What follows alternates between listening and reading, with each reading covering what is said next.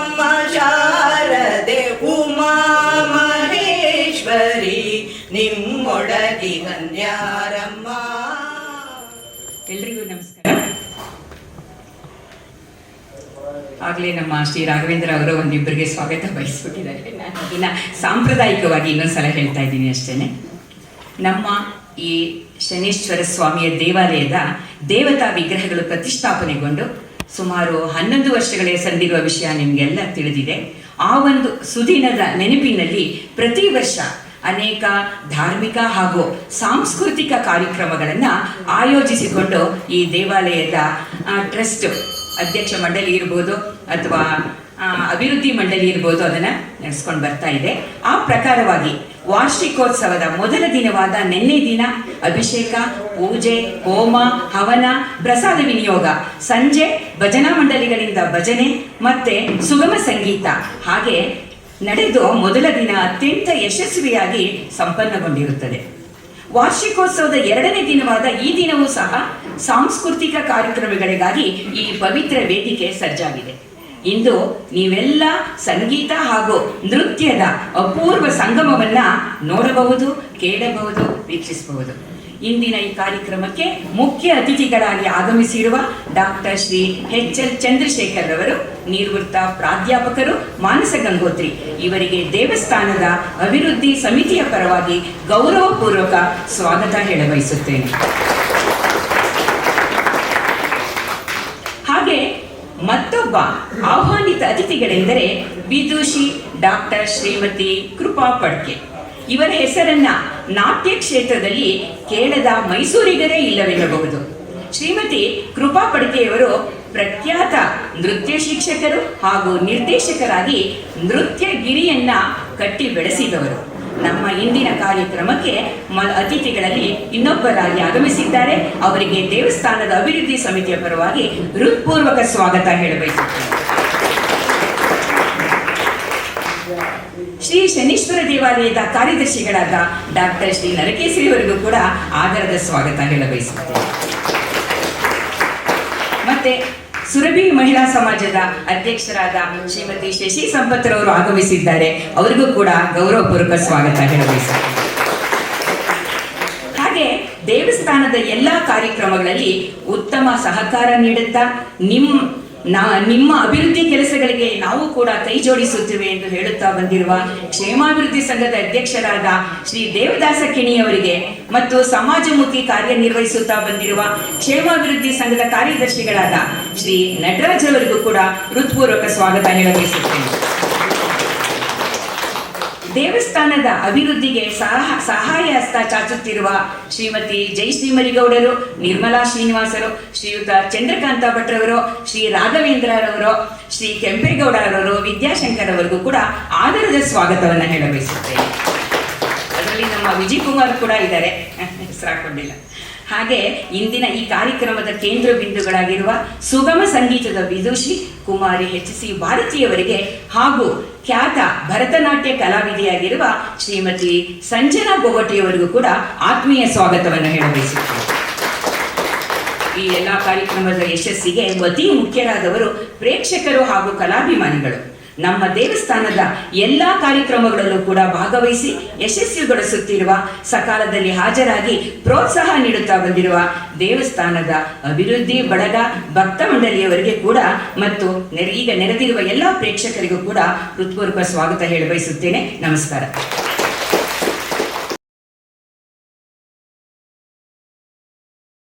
ತುಂಬಾ ಚಿಕ್ಕದಾಗಿ ಚೊಕ್ಕವಾಗಿ ತಮ್ಮ ಸ್ವಾಗತ ಭಾಷಣವನ್ನು ಮಾಡಿಕೊಟ್ಟಂತಹ ವಿಜಯ ನಂಜುಂಡೆ ಅವರಿಗೆ ಧನ್ಯವಾದಗಳು.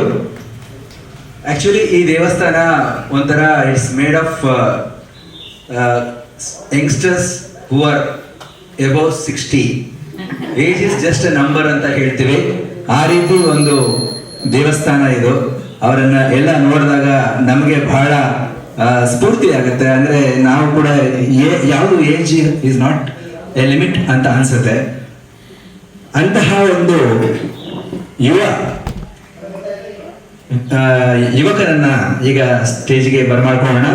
ಪ್ರಾಸ್ತಾವಿಕ ನುಡಿ ನಡೆಸ್ಕೊಡೋದಕ್ಕೆ ಡಾಕ್ಟರ್ ನರಕೇಸರಿ ಅವರು ಬರಬೇಕು ಅಂತ ಕೇಳ್ಕೊಳ್ತೇನೆ. ಎಲ್ಲರಿಗೂ ನಮಸ್ಕಾರ.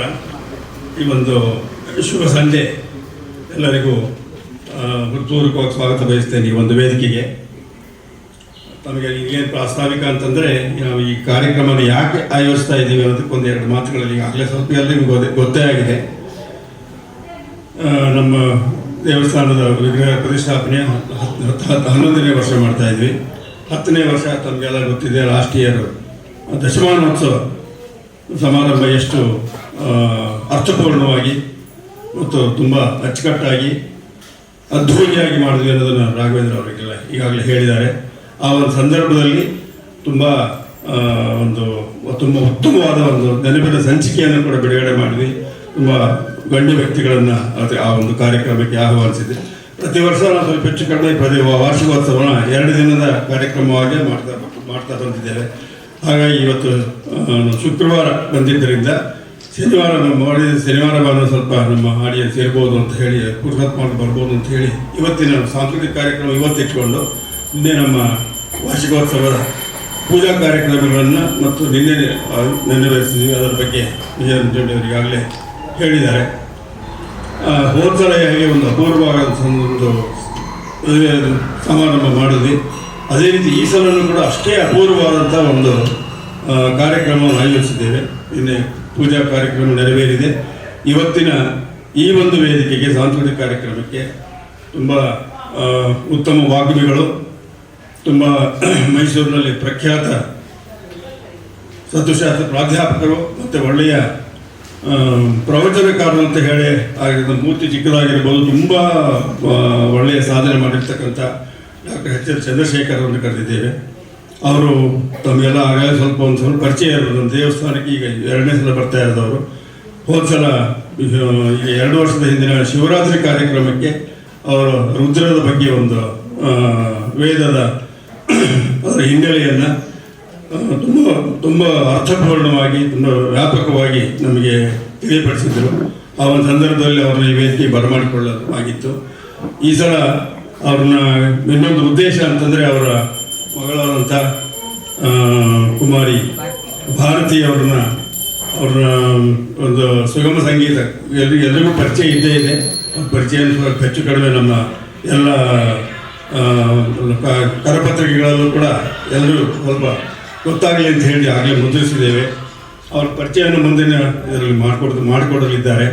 ಹಾಗಾಗಿ ಅವಳನ್ನು ನಾವು ಈ ಒಂದು ವೇದಿಕೆಗೆ ಪ್ರಥಮ ಬಾರಿಗೆ ಒಂದು ಸಂಗೀತ ಕಾರ್ಯಕ್ರಮಕ್ಕೆ ಆಹ್ವಾನಿಸಿದ್ರಿಂದ ಅವರ ತಂದೆಯವರಾದ ಡಾಕ್ಟರ್ ಚಂದ್ರಶೇಖರ್ ಅವರನ್ನು ಈ ಒಂದು ತುಂಬ ಒಳ್ಳೆಯದಾಗತ್ತೆ ಅಂತ ಹೇಳಿ ಅವರನ್ನು ಕೇಳಿಕೊಂಡ್ವಿ. ಇಬ್ಬರು ತುಂಬ ಸಂತೋಷದಿಂದ ಭಾರತೀಯವರು ಮೊದಲನೇ ಕಾರ್ಯಕ್ರಮ, ಡಾಕ್ಟರ್ ಚಂದ್ರಶೇಖರ್ ಅವ್ರದ್ದು 2ನೇ ಉಪನ್ಯಾಸ ಇವತ್ತು ಬರ್ತಕ್ಕಂಥದ್ದು. ಹಾಗಾಗಿ ಅದು ಒಂದು ಅಪೂರ್ವವಾದ ಕಾರ್ಯಕ್ರಮ. ಇನ್ನೊಂದು ನಮ್ಮ ಬಡಾವಣೆಯವರಾದಂಥ ಸನ್ಮಾನ್ಯ ಶ್ರೀ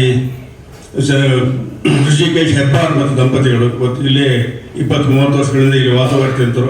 ಅವರ ಮಗಳು ಸಂಜನಾ ಗೋಗಟೆ ಅವರು ಆಗಾಗಲೇ ಸಾಕಷ್ಟು ಪ್ರಸಿದ್ಧಿ ಪಡೆದಿರ್ತಕ್ಕಂಥ, ಈಗ ಬೆಂಗಳೂರು ವಿವಾಹವಾಗಿ ಬೆಂಗಳೂರಿನಲ್ಲಿ ವಾಸವಾಗಿರ್ತಕ್ಕಂಥ ಅವ್ರನ್ನ ಈ ಒಂದು ವೇದಿಕೆ ಪ್ರಪ್ರಥಮವಾಗಿ ಈ ಒಂದು ವೇದಿಕೆಯಲ್ಲಿ ಅವರ ಕಾರ್ಯಕ್ರಮವನ್ನು ಆಯೋಜಿಸಬೇಕು ಅಂತ ಹೇಳಿ ಅಂದ್ಕೊಂಡ್ವಿ. ಹಾಗಾಗಿ ಅವ್ರು ಒಪ್ಕೊಂಡು ಕೂಡಲೇ ಹಾಗಾದ್ರೆ ಅವ್ರ ಗುರುಗಳು ಇಲ್ಲೇ ಇದ್ದಾರಲ್ಲ, ಡಾಕ್ಟರ್ ಕೃಪಾ ಪಡ್ಕೆಯವರು, ಅವರು ಅವರ ಕಾರ್ಯಕ್ರಮಕ್ಕೆ ವೀಕ್ಷಣೆ ಬಂದರೆ ತುಂಬ ಸಂತೋಷ, ಚೆನ್ನಾಗಿರುತ್ತೆ ಅಂತ ಹೇಳಿ ಅವ್ರನ್ನೂ ಕೇಳ್ಕೊಂಡು ಇಬ್ಬರು ತುಂಬ ಸಂತೋಷದಿಂದ ಅವರ ಶಿಷ್ಯೆಯ ಒಂದು ಪರ್ಫಾರ್ಮೆನ್ಸ್ ನೋಡಲಿಕ್ಕೆ ಗುರುಗಳು, ಮಗಳ ಪರ್ಫಾರ್ಮೆನ್ಸ್ ನೋಡಲಿಕ್ಕೆ ಅವರ ಪೂಜ್ಯ ತಂದೆಯವರು ಬಂದಿದ್ದಾರೆ. ಈ ಒಂದು ರೀತಿಯಲ್ಲಿ ಇದೊಂದು ಅಪೂರ್ವವಾದ ಕಾರ್ಯಕ್ರಮ ಅಂತ ಹೇಳ್ತಾ ಇದ್ದೇನೆ. ಇಷ್ಟೊಂದು ಪ್ರಾಸ್ತಾವಿಕ ಮಾಡಿ ಡಾಕ್ಟರ್ ಚಂದ್ರಶೇಖರ್ ಅವ್ರ ಬಗ್ಗೆ ಒಂದು ಸಣ್ಣ ಸಂಕ್ಷಿಪ್ತ ಪರಿಚಯವನ್ನು ಮಾಡಿಕೊಟ್ಟು ನಾನು ನಿರ್ವಹಿಸ್ತೇನೆ.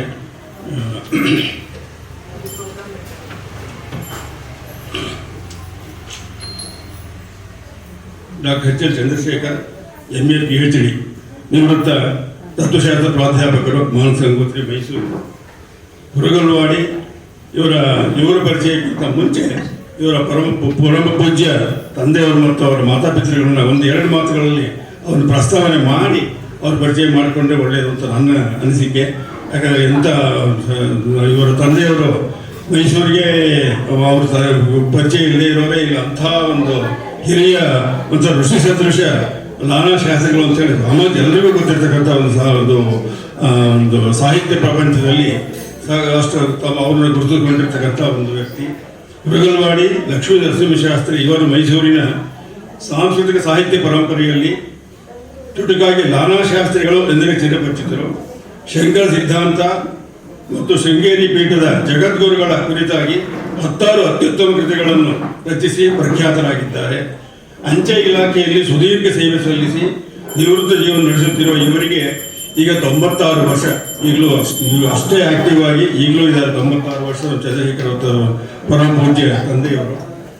ಇವರ ಧರ್ಮಪತ್ನಿ ಶ್ರೀಮತಿ ಲಕ್ಷ್ಮೀ ನರಸಿಂಹಶಾಸ್ತ್ರಿ ಇವರು ಕೂಡ ಬಹುಮುಖ ಪ್ರತಿಭೆಯ ಸಹೃದಯಿ ಸಂಸ್ಕೃತಿ, ಅನೇಕ ಕಥೆ ಕವನಗಳನ್ನು ರಚಿಸಿರುವ ಇವರು ಉತ್ತಮ ಅನುವಾದಕರೆಂದು ಗುರುತಿಸಲ್ಪಟ್ಟಿದ್ದಾರೆ. ಉನ್ನತ ವಿಚಾರಗಳ ಪರಮ ಸಾತ್ವಿಕರಾದ ಈ ದಂಪತಿಗಳದ್ದು ಸುಮಾರು 68 ವರ್ಷಗಳ ಸುದೀರ್ಘ ಅನುರೂಪ ದಾಂಪತ್ಯ ಅನ್ನೋದು 68 ವರ್ಷ ಅವರ ದಾಂಪತ್ಯ ಜೀವನದಲ್ಲಿ ಆಗ್ತಕ್ಕಂಥದ್ದು. ಶ್ರೀಮತಿ ನರಸಿಂಹಶಾಸ್ತ್ರಿ ಅವರು 2020ರಲ್ಲಿ ವಿಧಿವಶರಾದರು. ತತ್ವಶಾಸ್ತ್ರದಲ್ಲಿ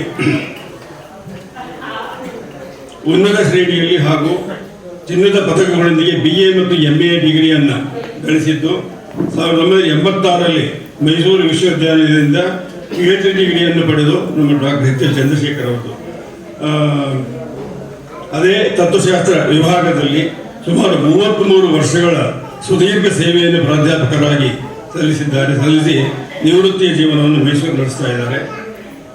ಅತ್ಯಂತ ಪ್ರತಿಭಾನ್ವಿತ ತತ್ವಶಾಸ್ತ್ರ ಪ್ರಾಧ್ಯಾಪಕರೆಂದು ಪ್ರಖ್ಯಾತರಾಗಿರುವ ಇವರು ಈವರೆಗೆ 100 ಪ್ರತಿಷ್ಠಿತ ವೇದಿಕೆಗಳಲ್ಲಿ ಉಪನ್ಯಾಸ ನೀಡಿರುವುದಲ್ಲದೆ 13 ವಿದ್ಯಾರ್ಥಿಗಳಿಗೆ PhD ಪಡೆಯಲು ಮಾರ್ಗದರ್ಶಕರಾಗಿದ್ದಾರೆ. ಇದರಲ್ಲಿ ನನ್ನ ಹೆಮ್ಮೆಯ ವಿಷಯ ಅಂತಂದರೆ ಇವರ ಪ್ರಪ್ರಥಮ PhD ಸ್ಟೂಡೆಂಟು ನನ್ನ ಮಗಳು ಶ್ರುತಿ ಕೇಸರಿ BN. ಈಗ ಗುರುಗಳು ನೋಡಲಿಕ್ಕೆ ಇವರಿಗೆ ಬಂದಿದ್ಲು. ಈಗ ಅವರು ಮಾತು ಕೇಳಬೇಕು ಅಂದರೆ ಬೆಂಗಳೂರಿಂದ ಬಂದಿದ್ದೇ ಇದಕ್ಕೋಸ್ಕರ ಇವತ್ತವಳು. ಆದರೆ ಯಾವುದೋ ಅವನಿಗೆ ಅನಿವಾರ್ಯ ಕಾರಣ ಯಾವುದೋ ಪ್ರೋಗ್ರಾಮ್ ಹೋಗಬೇಕು ಅಂತ ಈಗ ನಿರ್ಗಮಿಸಿದ್ದಾಳೆ. ಅವಳ ಅಚ್ಚುಮೆಚ್ಚಿನ ಗುರುಗಳು ಚಂದ್ರಶೇಖರ್ ಅವರ MA ಮತ್ತು PhD ತತ್ವಶಾಸ್ತ್ರ ಸಂಬಂಧದ ಇವರು 100 ಪ್ರಬಂಧಗಳು ಲೇಖನಗಳು ಪುಸ್ತಕ ರೂಪದಲ್ಲಿ ಪ್ರಕಟವಾಗಿವೆ. ಆಕಾಶವಾಣಿಯಲ್ಲಿ ಪ್ರಚಾರಗೊಂಡ ಇವರ 10 ವೈಚಾರಿಕ ಪ್ರಬಂಧಗಳು ಚಿಂತನ ಮಂಥನ ಪುಸ್ತಕ ರೂಪದಲ್ಲಿ ಪ್ರಕಟವಾಗಿದೆ.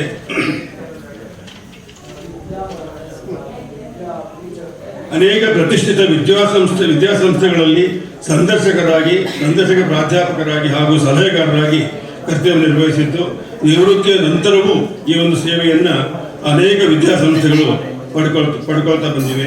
ಶಾಸ್ತ್ರೀಯ ಸಂಗೀತದಲ್ಲಿ ಇವರ ಅಭಿರುಚಿ ಮತ್ತು ಆಸಕ್ತಿ ಅಪರಿಮಿತವಾದದ್ದು. ಇವರ ಶಾಸ್ತ್ರೀಯ ಸಂಗೀತದ ಅಭಿರುಚಿಯಿಂದಲೇ ಇವರ ತೆಲುಗಿನ ಪ್ರಖ್ಯಾತ ಆಧ್ಯಾತ್ಮಿಕ ಚಿಂತರು ಮತ್ತು ತೆಲುಗಿನ ಅನೇಕ ಆಧ್ಯಾತ್ಮಿಕ ಕೃತಿಗಳನ್ನು ರಚಿಸಿರ್ತಕ್ಕಂಥ ಪರಮ ಪೂಜ್ಯ ಅನ್ನಮಾಚಾರ್ಯರ ರಚನೆಗಳನ್ನು ಕುರಿತು ಇವರು PhD ಪ್ರಬಂಧನೂ ಅದರದ್ದೇನೆ. ಅವರ ಈ ಅಭಿನಂದನೆ TTDಯಿಂದ ಮತ್ತು ಪುಸ್ತಕ ರೂಪದಲ್ಲಿ ತುಂಬ ಹಿಂದೆ ಪ್ರಕಟಗೊಂಡಿದೆ ಅನ್ನಮಾಚಾರ್ಯರ ಕೃತಿಗಳ ಬಗ್ಗೆ. ಇವರ ಈ ವಿಶೇಷ ಸಂಗೀತಾಸಕ್ತಿಯಿಂದಲೇ ಇವರ ಏಕೈಕ ಸುಪುತ್ರಿ HC ಭಾರತಿಯನ್ನ ಸಂಗೀತ ಕ್ಷೇತ್ರದಲ್ಲಿ ಇಷ್ಟೊಂದು ಸಣ್ಣ ವಯಸ್ಸಿನಲ್ಲಿಯೇ ಇನ್ನು ಒಳ್ಳೆಯ ಸ್ಥಾನವನ್ನು ಗಳಿಸಲಿಕ್ಕೆ ಇವರಿಬ್ಬರು ಗಂಡ ಹೆಂಡತಿ ದಂಪತಿಗಳ ಒಂದು ಪರಿಶ್ರಮ ಎಷ್ಟಿರ್ಬೋದು ಅಂತ ಊಹೆ ಮಾಡ್ಕೊಳ್ಬೋದು. SC ಭಾರತಿಯವರ ETV ನೋಡಿದವರಿಗೆ ಅವಳ ಪರಿಚಯ ಇದ್ದವರಿಗೆ ಸಾಧ್ಯವೇ ಇಲ್ಲ. ಸುಮಾರು ಯದುದುಂಬಿ ಹಾಡುವಿನಲ್ಲಿ ಸುಮಾರು 18-20 ಎಪಿಸೋಡ್ಗಳಲ್ಲಿ ಅವಳ ಪರ್ಫಾರ್ಮೆನ್ಸ್ ಆಗಿದೆ.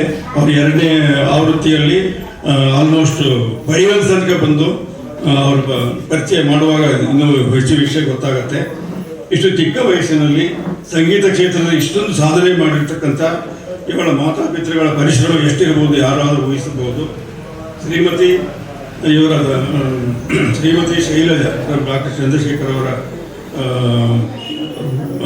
ಪತ್ನಿಯವರು, ಅವರು ಕೂಡ ಹಿಸ್ಟರಿನಲ್ಲಿ ಮಹಾರಾಣಿಸ್ ಕಾಲೇಜಿನಲ್ಲಿ ಹಿಸ್ಟ್ರಿ ವಿಭಾಗದಲ್ಲಿ ಸಹ ಪ್ರಾಧ್ಯಾಪಕರಾಗಿ ಸೇವೆ ಸಲ್ಲಿಸುತ್ತಿರುವಾಗಲೇ ಕೆಲವು ವರ್ಷಗಳ ಹಿಂದೆ 2020ರಲ್ಲಿ ಹಠಾತ್ತನೆ ದೈವಾಧೀನರಾಗಿದ್ದು ತುಂಬ ದುರಾದೃಷ್ಟವಶಾಲಿ ಇವರಿಗೆ ಒಂದು ಈ ಕುಟುಂಬಕ್ಕೆ ಭರ್ಜಲಾದ ನಷ್ಟ ಅಂತ ಹೇಳಲಿಕ್ಕೆ ನಾನು ಇಷ್ಟಪಡ್ತೇನೆ.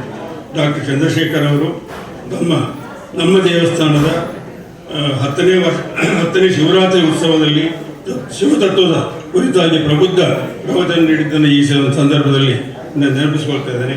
ನಮ್ಮ ದೇವಸ್ಥಾನ ಸಮಿತಿ ವತಿಯಿಂದ ಪ್ರಕಟಿಸಿರ್ತಕ್ಕಂಥ ನಾವು ಈಗಾಗಲೇ ಅನೇಕ ಸಾರಿ ಹೇಳ್ತಾ ಬಂದಿದ್ದೀವಿ. ಸ್ತೋತ್ರ ಮಂದಿರ ಒಂದು ಪುಸ್ತಕ ಮಾಡ್ತಾ ಇದ್ದೇವೆ ನಮಗೆ 2ನೇ ಪ್ರಕಟಣೆಯಾಗಿ ಅಂತ. ಅದರ DTP ಪ್ರತಿಯನ್ನು ಯಾಕೆಂದರೆ ಎಲ್ಲ ಸಬಕ ಶ್ಲೋಕಗಳಿರೋದ್ರಿಂದ ಅದರ ಒಂದು DTP ಪ್ರತಿಯನ್ನು ತುಂಬ ಸಂಪೂರ್ಣವಾಗಿ ಪ್ರೂಫ್ ರೀಡಿಂಗ್ ಮಾಡಿಕೊಟ್ಟಿದ್ದಾರೆ. ಅದಲ್ಲದೆ ಅದಕ್ಕೆ ಒಂದು ಮಹತ್ವವಾದಂಥ ಒಂದು ಮುನ್ನುಡಿಯನ್ನು ಬರ್ಕೊಟ್ಟಿದ್ದಾರೆ. ನನ್ನ ಒಂದು ಮನವಿಯ ಮೇರೆಗೆ ಇದನ್ನು ಇಷ್ಟು ಅವರ ಒಂದು ಪ್ರಸ್ತಾವನೆ ಮಾಡಿ ಅವರ ಒಂದು ಸಣ್ಣ ಪರಿಚಯವನ್ನು ನನಗೆ ಮಾಡಲಿಕ್ಕೆ ಅವಕಾಶ ಕೊಟ್ಟಂಥ ಈ ವೇದಿಕೆಗೆ ಮತ್ತೊಮ್ಮೆ ತಮ್ಮೆಲ್ಲರಿಗೂ ವಂದಿಸಿ ಅವರ ಮತ್ತು ನಮ್ಮ ದೇವಸ್ಥಾನದ ಈ ಸಂಬಂಧ ಇದೇ ರೀತಿ ಮುಂದುವರಿಯಲಿ. ಅವರಿಗೆ ನಮ್ಮ ದೇವಸ್ಥಾನದ ಬಗ್ಗೆ ಅವ್ರಿಗೆ ಇರ್ತಕ್ಕಂಥ ಅಭಿಮಾನ, ಪ್ರೀತಿ ಮತ್ತು ಭಕ್ತಿ ಮುಂದುವರಿಯಲಿ ಅಂತ ಹೇಳಿ ಆಶಿಸ್ತಾ ಧನ್ಯವಾದಗಳು. ಜೀವ ಹೇಳ್ತಾರೆ ಅಂತ ಹಂತದಲ್ಲಿ ಅವ್ರು ಮಾತಾಡಿದ್ಮೇಲೆ ಚಪ್ಪಾಳೆ ಕೊಡಲಿಲ್ಲ ಅಂದ್ರೆ ಇನ್ನೂ ಬೇಜಾರಾಗುತ್ತೆ. ಜೋರಾಗಿ ಕೊಡಿ ನೋಡಿ, ಎಷ್ಟು ಜೋರಾಗಿ ಚಪ್ಪಾಳೆ ಇದೆ. 2 ಕೈಗಳಿದೆಯಲ್ಲ, ಹಿಂಗೆ ಹೊಡ್ಕೊಂಡ್ರೆ ನಿಮ್ಮ ಬಾಡಿಲಿರೋ ಎಲ್ಲ ನರ್ವ್ಸ್ ತುಂಬಾ ಎನರ್ಜೈಸ್ ಆಗುತ್ತೆ. ಸುಮ್ಮನೆ ಚಪ್ಪಾಳೆ ಹೊಡೆಯುವಂತ ಪದ್ಧತಿ ಬರಲಿಲ್ಲ. ಈವನ್ ಭಜನೆ ಮಾಡೋ ಟೈಮಲ್ಲಿ ಕೂಡ ನಾವು ಹೀಗೆ ಅನ್ಕೊಂಡೆ ತಾಳ ಹಾಕಿ ಅಥವಾ ಚಪ್ಪಾಳೆ ಹೊಡ್ಕೊಂಡೆ ಭಜನೆ ಮಾಡ್ತೀವಿ. ಇದು ಕೂಡ ಆ ಒಂದು ಕಾರಣಕ್ಕಾಗಿ ಬಂದಿರೋದು. ನಿಜವಾದ seriously it's not A joke. So ದಯವಿಟ್ಟು ಸಿಕ್ದಾಗೆಲ್ಲ ಚಪ್ಪಾಳೆ ಹೊಡಿರಿ, ಗೊತ್ತಾಯ್ತಾ? ಅದು ತುಂಬಾ ಒಳ್ಳೇದು. ಓಕೆ, ಆಮೇಲೆ ಇನ್ನೊಂದು ವಿಷಯ ಏನಂದ್ರೆ, ನರಕೇಸರಿ ಅವರು ಸಾಮಾನ್ಯವಾಗಿ ನನಗೆ ಅದು ಬಹಳ ಅನುಭವ ಬರುತ್ತೆ. ಶುಭಾದು ಏನಾದ್ರು ಪ್ರೋಗ್ರಾಮ್ ಇದ್ದಾಗ ಪರಿಚಯ ಕೊಡಿ ಅಂತಾರೆ. ಆ ಪರಿಚಯ ನಾವು 1-2 ಪೇಜ್ ಪರಿಚಯ ಕೊಟ್ಟಿರ್ತೀವಿ. ಅವರು ತುಂಬಾ ಮೊಟಕುಗೊಳಿಸಿ ಅದಕ್ಕೆ 1 ಪೇಜಿಗೆ ಇಳಿಸಿ ಏನೋ ಒಂದು ಮಾಡಿ ಕೊಟ್ಟಿರ್ತೀವಿ ಅಂತ ಇಟ್ಕೊಳ್ಳಿ. ಅದನ್ನು ಕೂಡ ಹೊಡೆದಲ್ಲ, ಹೀಗೆ ತಗೊಂಡ್ಬಿಟ್ಟು ಹಿಂಗ್ ಪಕ್ಕದಲ್ಲಿ ಇಟ್ಟು ಏನೇನೋ ತಪ್ಪಾಗಿ ಹೇಳ್ಬಿಡ್ತಾರೆ. ಅಲ್ಲಿ ಒಬ್ಬ ವ್ಯಕ್ತಿನ ನೀವು ಕರೆದು ವೇದಿಕೆ ಮೇಲೆ ಕೂಡಿಸಿ ಆ ವ್ಯಕ್ತಿಯ ಪರಿಚಯ ಸರಿಯಾಗಿ ಮಾಡಲಿಲ್ಲ ಅಂದ್ರೆ ಆ ವ್ಯಕ್ತಿನ ಯಾಕೆ ಕೂಡಿಸಿದ್ದಾರೆ ಅಂತ ಆಡಿಯನ್ಸ್ಗೆ ಹೆಂಗೆ ಅರ್ಥ ಆಗುತ್ತೆ? ಅಂಡ್ ಪರಿಚಯಗಳನ್ನ ನಾವು ತುಂಬಾ ಗಮನ ಕೊಟ್ಟು ಕೇಳಿಸ್ಕೋಬೇಕು. ಯಾಕಂದ್ರೆ ಆಗ ಎದುರುಗಡೆ ಇರೋ ವ್ಯಕ್ತಿಯ ಬಗ್ಗೆ ನಮ್ಮ ನೋಟ ಚೇಂಜ್ ಆಗುತ್ತೆ, ನಮ್ಮ ಭಾವನೆ ಚೇಂಜ್ ಆಗುತ್ತೆ. ಅವ್ರ ಬಗ್ಗೆ ಅವರ ಒಂದು ಬಾಡಿ ಆಫ್ ವರ್ಕ್ ಏನಿದೆ ಅದರ ಬಗ್ಗೆ ನಮಗೆ ಹೆಚ್ಚಿನ ಒಂದು ಶ್ರದ್ಧೆ ಮತ್ತು ಗೌರವ ಬರುತ್ತೆ. ಹಾಗಾಗಿ ಪ್ರತಿಯೊಂದು ಸರಿನೂ ಕೂಡ ಓದುವವರು ನೀಟಾಗಿ ಓದಿ, ಕೇಳಿಸ್ಕೊಳ್ಳೋರು ಇನ್ನೂ ಚೆನ್ನಾಗಿ ಕೇಳಿಸ್ಕೊಳ್ಳಿ. ಅದಕ್ಕೆ ನರಕೇಸರಿ ಅವರು ಅದಕ್ಕೆ ಜಸ್ಟಿಸ್ ಮಾಡಿದ್ದಾರೆ ಅಂತ ಅನ್ಕೊಳ್ತೀನಿ. ಹಾಗಾಗಿ ತುಂಬಾ ಥ್ಯಾಂಕ್ಸ್ ಸರ್. ಈಗ ಡಾಕ್ಟರ್ ಎಚ್.ಎಲ್. ಚಂದ್ರಶೇಖರ್ ಅವರು ನಮ್ಮ ಸಭೆಯನ್ನ ಉದ್ದೇಶಿಸಿ ಮಾತಾಡಬೇಕು ಅಂತ ಕೇಳ್ಕೊಳ್ತಾ ಇದ್ದೀನಿ. ಅವ್ರನ್ನ ಬರಮಾಡ್ಕೊಳ್ತಾ ಇದ್ದೀನಿ ಇಲ್ಲಿಗೆ. ಸರ್ ಇಲ್ಲಿ ಅಲ್ಲೇ ಕೂತ್ಕೊಳ್ತೀರಾ? ಎಲ್ಲರಿಗೂ ನಮಸ್ಕಾರ. ವೇದಿಕೆಯ ಮೇಲೆ ಉಪಸ್ಥಿತರಿರುವ ಗಣ್ಯರೇ, ಶ್ರೀಮತಿ ಡಾಕ್ಟರ್ ಕೃಪಾ ಪಟ್ಕೆ ಅವರೇ, ಮತ್ತೋರ್ವ ಡಾಕ್ಟರ್ ನರಕೇಸರಿ ಅವರೇ, ಶ್ರೀಮತಿ ವಿಜಯ ನಂಜುಂಡಯ್ಯನವರೇ, ಇವರು ನನ್ನಲ್ಲೇ ಅಂತರ್ಗತರಾಗಿರೋದ್ರಿಂದ ಇವರಿಗೆ ಏನು ಪ್ರತ್ಯೇಕವಾದ ಸಂಬೋಧನೆ ಅವಶ್ಯಕತೆ ಇಲ್ಲ. ಇದೊಂದು ಮಹಾ ಸತ್ಸಂಗ ಅಂತ ಕರೀತೀವಿ. ಈ ಮಾತಾಡೋದು, ನಾನು ಮಾತಾಡೋದು, ನೀವು ಕೇಳೋದು, ಇದೆಲ್ಲ ಒಂದು ರೀತಿಯ ಫಾರ್ಮ್ಯಾಲಿಟಿ ಅಂತ ಅಂದ್ಕೊಳ್ತೀನಿ. ಆದರೆ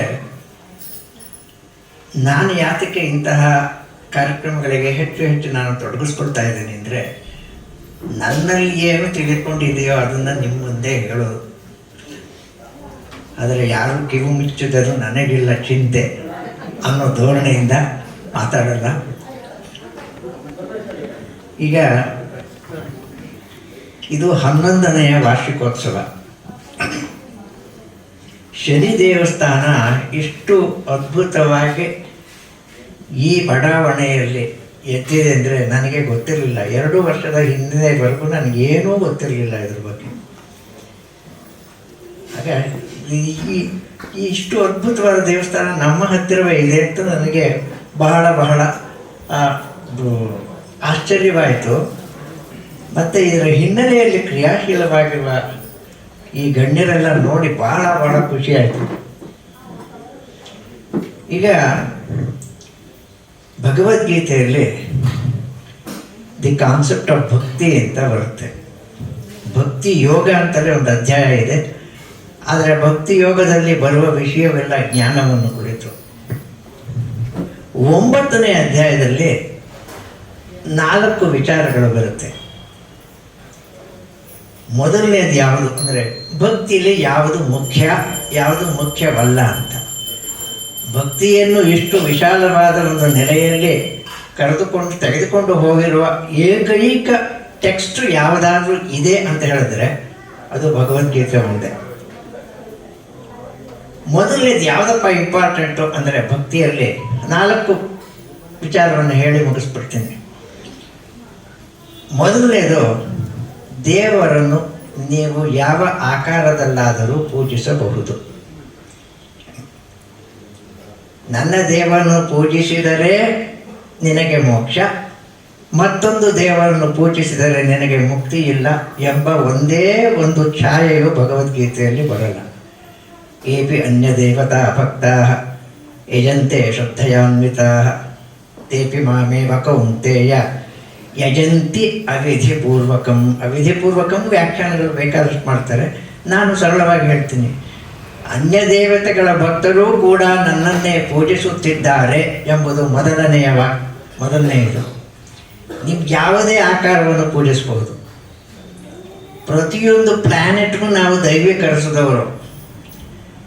ಶನಿಯನ್ನು ನಾವು ದೈವೀಕರಿಸಿದವರು, ಸ್ಯಾಟರ್ನ. ಶನಿ ದೇವತೆಯ ಮೇಲೆ ಮುತ್ತುಸ್ವಾಮಿ ದೀಕ್ಷಿತರು ಒಂದು ಕೃತಿಯನ್ನು ರಚಿಸಿದ್ದಾರೆ ಎಂಬುದನ್ನು ನಾವು ಮರೆಯುವಂತಿಲ್ಲ. ಪ್ಲ್ಯಾನೆಟ್ಸ್ ಮೇಲೇ ಕೃತಿಗಳನ್ನು ರಚಿಸಿದ್ದಾರೆ ಮುತ್ತುಸ್ವಾಮಿ ದೀಕ್ಷಿತರು. ಗಂಗೆ ಮೇಲೆ ಕೃತಿಯನ್ನು ರಚಿಸಿದ್ದಾರೆ. ಎಷ್ಟು ಅದ್ಭುತವಾಗಿದೆ ಅಂದರೆ ಯಾವ ದೇವತೆಯನ್ನು, ಯಾವ ಆಕಾರ, ಯಾವುದನ್ನು ಇನ್ಕ್ಲೂಸಿವ್ ನಾವು ಯಾವುದನ್ನು ಬಿಡಲಿಲ್ಲ. ಏಪಿ ಅನ್ಯ ದೇವತಾ ಭಕ್ತಾ ಯಜಂತೆ ಶ್ರದ್ಧೆಯಾನ್ವಿತಾ ತೇಪಿ ಮಾಮೇವ ಕೌಂತೆಯ ಯಜಂತ್ಯವಿಧಿಪೂರ್ವಕಂ ಅಂತ. This is the first point to be noted in the concept of bhakti according to Bhagavad Gita, according to any Purana. ಯಾವುದೇ ಒಂದು ಪುರಾಣವನ್ನು ತೆಗೆದುಕೊಂಡರೆ, ವಿಷ್ಣು ಪುರಾಣದಲ್ಲಿ ಭಾಗವತದಲ್ಲಿ ಬಂದುಬಿಟ್ರೆ, ಇಲ್ಲಿ ಹಾಕಿದ್ದೀರಲ್ಲ ನೀವು ರಂಗೋಲಿ ಮಂಡಲ, ಅದನ್ನು ದೈವೀಕರಿಸ್ತಾರೆ. ಅದನ್ನು ದೇವರ ಪೂಜೆ ಅಂತ ಹೇಳ್ತಾರೆ. ಮಂಡಲ ಅನ್ನೋ ಶಬ್ದವನ್ನು ಬಳಸ್ತಾರೆ. ಯಾವುದೂ ಕೂಡ ದೇವರ ಕೆಲಸವಲ್ಲ ಅಂತ ಹೇಳೋ ಹಾಗಿಲ್ಲ, ಊಟ ಮಾಡುವುದನ್ನು ಸೇರಿ. This is the first point. ಈ ಭಕ್ತಿ ಮಾರ್ಗವನ್ನು ಯಾರು ಅನುಸರಿಸಬೇಕು ಅನ್ನೋದು ಸೆಕೆಂಡ್ ಪಾಯಿಂಟ್ ಹೇಳ್ತಾನೆ. ಈ ಭಕ್ತಿ ಮಾರ್ಗವನ್ನು ಮನುಷ್ಯ ಯಾರು ಈ ಮಾರ್ಗವನ್ನು ಹಿಡ್ತಾರೆ ಅನ್ನೋದು ಮುಖ್ಯವಲ್ಲ. ಅತ್ಯಂತ ಮೇಲ್ವರ್ಗ ಅಂತ ನಾವೇನು ಕೇಳ್ತೀವಿ ಅಲ್ಲಿಂದ ಹಿಡಿದು ಕೆಳವರ್ಗದವರೆಗೂ ಎಲ್ಲರೂ ಮುಕ್ತಿಗೆ ಅರ್ಹರು ಅಂತ. ಸ್ತ್ರೀಯರನ್ನು ಸೇರಿಸುವುದನ್ನು ಮರೆಯುವುದಿಲ್ಲ. ವಾಸ್ತವವಾಗಿ ಸ್ತ್ರೀಯರನ್ನು ಯಾಕೆ ಇಟ್ನೋ ಲಾಸ್ಟಲ್ಲಿ ಗೊತ್ತಿಲ್ಲ. ಆದರೆ ಇಂತಹ ವಿಚಾರದಲ್ಲಿ ಹೆಚ್ಚು ಆಸಕ್ತರಾಗಿರುವವರೇ ಅವರು ಎಂಬುದು ಇಲ್ಲಿ ಕಾಣುತ್ತೆ. ನಾನು ಯಾವುದೇ ಒಂದು ಕಾರ್ಯಕ್ರಮಕ್ಕೆ ಹೋಗಲಿ, ಅಲ್ಲಿ ಡಾಮಿನೇಟ್ ಮಾಡೋರೇ ಅವರು. ಇದು ಎರಡನೇ ಪಾಯಿಂಟ್. ಅಲ್ಲಿಗೆ ಬಿಡಲ್ಲ ಕೃಷ್ಣ. ಭಕ್ತಿ ಮಾರ್ಗವನ್ನು ಯಾರು ಅನುಸರಿಸುತ್ತಾರೆ ಎಂಬುದು ಮುಖ್ಯವಲ್ಲ. ಬ್ರಾಹ್ಮಣನಿರಬಹುದು, ವೈಶ್ಯ, ಕ್ಷತ್ರಿಯ, ಶೂದ್ರ ಮತ್ತು ಸ್ತ್ರೀಯ ಅಂತ ಹೇಳ್ತಾನೆ. ಅಲ್ಲಿಗೆ ನಿಲ್ಲಿಸೋದಿಲ್ಲ ಅವನು. ನೀವು ಕಲ್ಪನೆ ಮಾಡ್ಕೊಳ್ಳೋಕ್ಕೆ ಆಗದೇ ಇರೋಷ್ಟು ಪಾಪ ಮಾಡಿರ್ತಾನಲ್ಲ. ಅಪಿಚೇತ್ ಸುದುರಾಚಾರ. ಬರೀ ದುರಾಚಾರಿ ಹೇಳಿಲ್ಲ ಅವನು. ದುರಾಚಾರಿಗೆ ಒಂದು ಪ್ರಿಫಿಕ್ಸ್ ಇರ್ತಾನೆ, ಸುದುರಾಚಾರ. ಅಪಿಚೇತ್ ಸುದುರಾಚಾರ ಭಜತೆ ಮಾಮನನ್ಯ ಭಾಕ್ ಅಂತ. ಅತ್ಯಂತ ಪಾಪಿಯೂ ಕೂಡ ನನ್ನನ್ನು ಸ್ಮರಿಸಿದರೆ ಸಾಧುರೇವ ಹಿ ಮಂತವ್ಯ ಅಂತ, ಅವನನ್ನು ಸಾಧುವೆಂದೇ ಪರಿಗಣಿಸಬೇಕು ಅಂತ. ಹಾಗಿದ್ರೆ ಭಜನೆ ಚೆನ್ನಾಗಿ ಮಾಡಿಬಿಟ್ಟು ಕೆಟ್ಟ ಕೆಲಸಗಳನ್ನು ಮಾಡ್ತಾ ಇದ್ರೆ ಅವನು ಸಾಧು ಅಂತಾರೆ ಕಳಿಸ್ಕೊಡ್ತಾನ ಅಂತ ಹೇಳಿದ್ರೆ ನೆಕ್ಸ್ಟ್ ಶ್ಲೋಕ ಇರ್ತಾನೆ ಅಲ್ಲಿ. ಯಾಕೆಂದರೆ ಕ್ಷಿಪ್ರಂ ಭವತಿ ಧರ್ಮಾತ್ಮ, ಅತಿ ಶೀಘ್ರದಲ್ಲಿಯೇ ಅವನು ಧರ್ಮಾತ್ಮನಾಗ್ತಾನೆ. ಇನ್ನರ್ ಟ್ರಾನ್ಸ್ಫಾರ್ಮೇಷನ್ ಬಂದುಬಿಡುತ್ತೆ. ಯಾರು ನನ್ನನ್ನು ಸ್ಮರಿಸಿಕೊಳ್ಳುತ್ತಾರೋ ಅವರಲ್ಲಿ ಆಂತರಿಕವಾದ ಒಂದು ಮಾರ್ಪಾಟನ್ನು ತರುತ್ತೇನೆ, ಅವನು ಒಳ್ಳೆಯವನಾಗ್ತಾನೆ, ಆ ಅರ್ಥದಲ್ಲಿ ಅವನು ಸಾಧುವಾಗಿ ಹೋಗುತ್ತಾನೆ ಅಂತ ಹೇಳ್ತಾರೆ. ಸೊ ಮೊದಲನೇ ಪಾಯಿಂಟ್ ಏನು ಅಂದರೆ ದೇವರ ಆಕಾರ ಮುಖ್ಯವಲ್ಲ ಭಕ್ತಿಯಲ್ಲಿ, ದೇವರನ್ನು ಯಾರು ಪೂಜಿಸುತ್ತಾರೆ ಎಂಬುದು ಮುಖ್ಯವಲ್ಲ ಎರಡನೇ ಪಾಯಿಂಟು.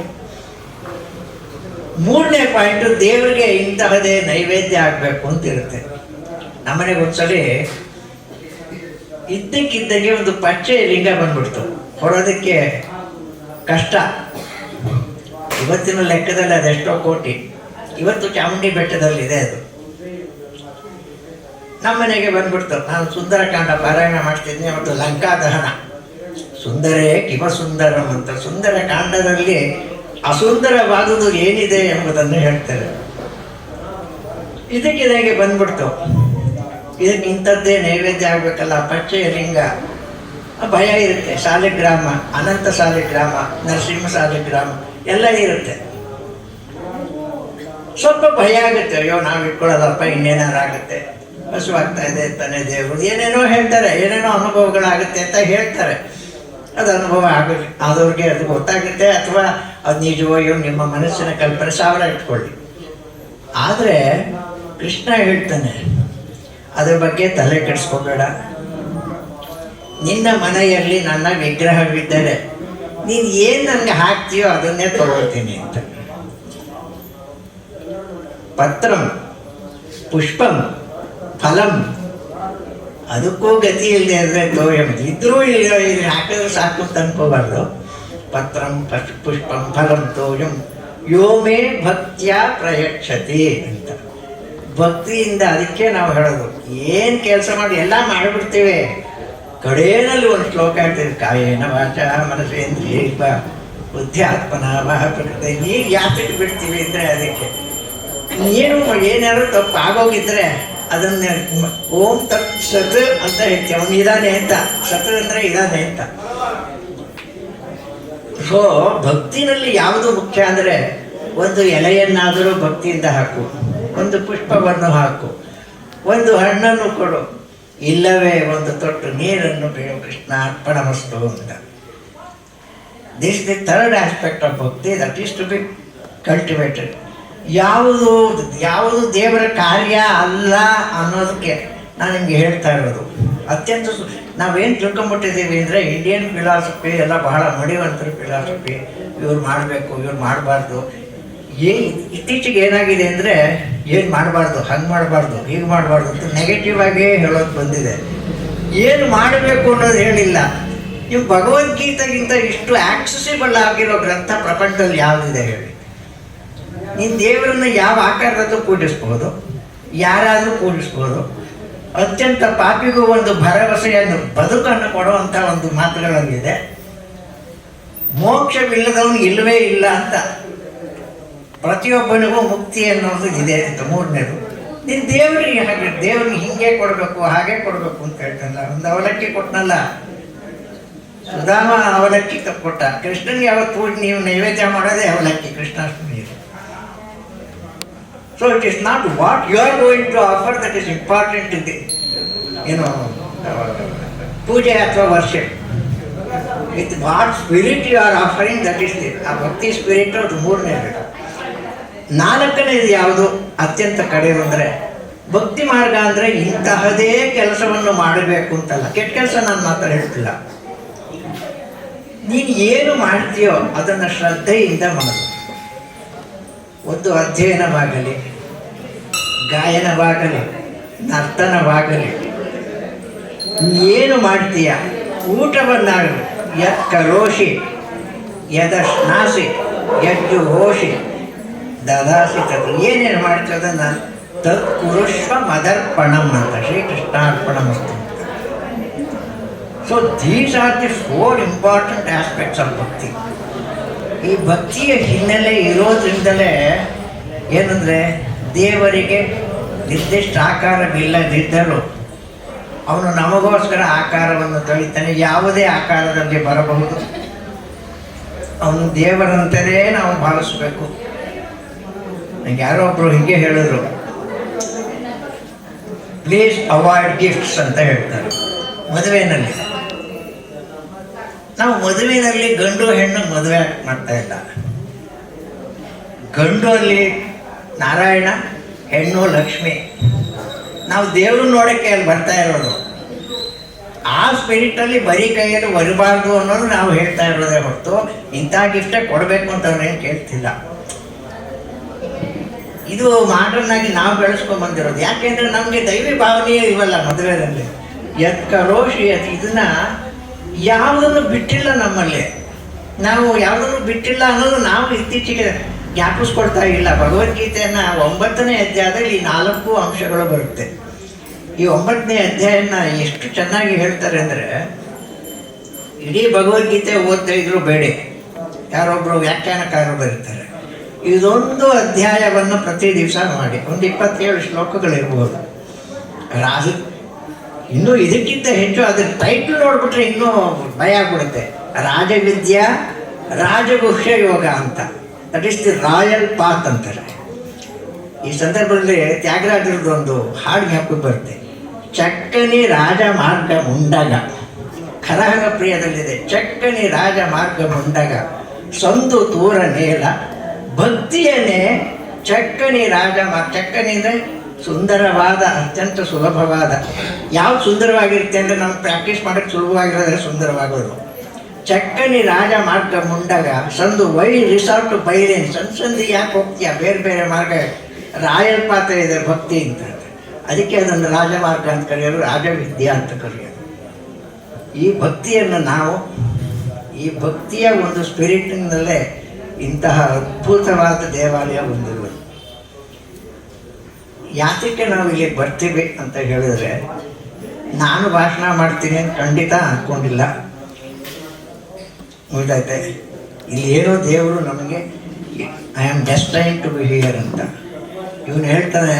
ಸ್ಪಿನೋಜಾ ಎಂಬಾರು ತಾತ್ವಿಕ, ಫ್ರೀಡಮ್ ಈಸ್ ಡಿಟರ್ಮಿನಿಸಮ್ ಅಂತ. ಇವರ ಅವೇರ್ನೆಸ್, ನಿಮ್ಮ ಜ್ಞಾನ ಇದೆಯಲ್ಲ, ನೀವು ಭಗವಂತನಿಂದ ನೀವು ನಿಯಂತ್ರಿತವಾಗಿದ್ದೀರಿ ಎಂಬ ಜ್ಞಾನವೇ ಮೋಕ್ಷ ಅಂತ. ನಾವು ಸಿಕ್ಕಿರೋದು ದೇವರ ಹತ್ತಿರ ಸಿಕ್ಕಿದ್ದೀವಿ, ದೇವರಿಗೆ ಅಧೀನವಾಗಿದ್ದೀವಿ. ಇಂತಹ ಸುಂದರವಾದ ಒಂದು ವಾತಾವರಣವಿದೆ ಇಲ್ಲಿ. ಇಲ್ಲಿ ಒಂದು ಅದ್ಭುತವಾದ ಸಮನ್ವಯ ಏನಪ್ಪ ಅಂದರೆ ದರ್ಶನ, ನರ್ತನ, ಗಾಯನ. ಇಲ್ಲಿ ದರ್ಶನದ ಕೆಲಸ ಆಗೋಯ್ತು. ಇನ್ನು ದರ್ಶನದ ಕೆಲಸ ಆಗೋಯ್ತು. ನಾವೇನಾದ್ರು ದರ್ಶನ ಹೇಳ್ತಾ ಹೋಯ್ತು ಅಂದರೆ ಶಾಸ್ತ್ರ ಸ್ವಲ್ಪ ಹೊತ್ತು ಆಮೇಲೆ ಫೇಡ್ ಆಗುತ್ತೆ, ಆಮೇಲೆ ಆಕಳಿಕೆ ಬರುತ್ತೆ. ಒಬ್ಬ ರಾಜ್ಕುಮಾರಿಗೆ ನಿದ್ದೆ ಬರ್ತಿರಲ್ಲ, ಮಹಾರಾಜನ ಭಾಳ ಕಷ್ಟ ಆಗೋಗುತ್ತೆ. ಏನು ಮಾಡಿದ್ರು ನಿದ್ದೆ ಮಾಡ್ತಾರೆ, ಹಿಂಗೆ ಕೂತಿರೋಳು. ಎಲ್ಲ ಮಾರ್ಗಗಳು, ಎಲ್ಲ ವೈದ್ಯರು ಟೆಸ್ಟ್ ಮಾಡಾಯಿತು. ಕಡೆಯಲ್ಲಿ ಏನಾಗೋಯ್ತು ಅಂದರೆ ಮಂತ್ರಿಗೆ ಒಂದು ಹೊಳಿತಂತೆ. ಇಲ್ಲೊಬ್ಬ ವೇದಾಂತಿ ಇದನ್ನೇ ಅವನು ಕರ್ಕೊಂಬಂದು ಏನು ಮಾಡ್ತೀಯ ಅಂದರೆ, ಏನೂ ಇಲ್ಲ, ಅವನು ಸೂತ್ರ ಭಾಷ್ಯವನ್ನು ಸುಮ್ಮನೆ ಅಲ್ಲ, ಅವಳಲ್ಲಿ ಕೂತಿರಲಿ, ನಾನು ಸೂತ್ರ ಭಾಷ್ಯವನ್ನು ಅವನು ಓದಿಸ್ತೀನಿ ಅಂತ ಶುರು ಮಾಡ್ದ. ಅಥಾಸೋ ಬ್ರಹ್ಮ ಜಿಜ್ಞಾಸ ಅಂತ ಜನ್ಮಾದ್ಯಸೇತ ಸುಮ್ಮನೆ ಹೇಳ್ತಾ ಬಂದ. ಸ್ವಲ್ಪ ಹಾಕಿಸಿದ್ಲು, ಆಮೇಲೆ ಹಂಗೆ ತೂಕಡಿಸಿದ್ಲು, ಬಿದ್ಲು. ಓ ರಾಜ್ಕುಮಾರಿ ನಿದ್ದೆ ಮಾಡಿಬಿಟ್ರು, ಅದೇ ದೊಡ್ಡ ಇಶ್ಯೂ ಆಗೋಯ್ತು. ಆಮೇಲೆ ಅವನಿಗೆ ಜಹಗೀರ್ ವೇದಾಂತದಿಂದ ಇಂತಹ ಒಂದು ಪ್ರಾಪಂಚಿಕವಾದ ಒಂದು ಸುಖ ಸಿಕ್ಕುತ್ತೆ ಅಂದರೆ ಈ ರೀತಿಯೂ ಸಿಕ್ಕುತ್ತೆ. ಅಂದರೆ ನಾನು ಇಲ್ಲೇನಾದ್ರು ಈ ಹೊತ್ತಿನಲ್ಲಿ ಆ ವೇದಾಂತ ಹೇಳೋಕೆ ಹೋಯ್ತು ಅಂದರೆ ಆ ರೀತಿ ಸುಖ ಈ ಹೊತ್ತಿನಲ್ಲಿ ಅಲ್ಲ. ಆದ್ದರಿಂದ ಗಾಯನದ ನರ್ತನ ದರ್ಶನದ ನಂತರ ನರ್ತನ ಪ್ರತಿಭೆಯಾದ ಸಾಕಾರರಾದ ಅವ್ರ ಬಗ್ಗೆ ಹೇಳೋದು ಎಷ್ಟು ಮಾತು ಹೇಳೋದು ಸಾಲದು. ಅವರ ನರ್ತನ ಅವರ ಶಿಷ್ಯರೆಲ್ಲ ಬೇಕಾದ್ರೆ ಕಂಡಿದ್ದೀನಿ.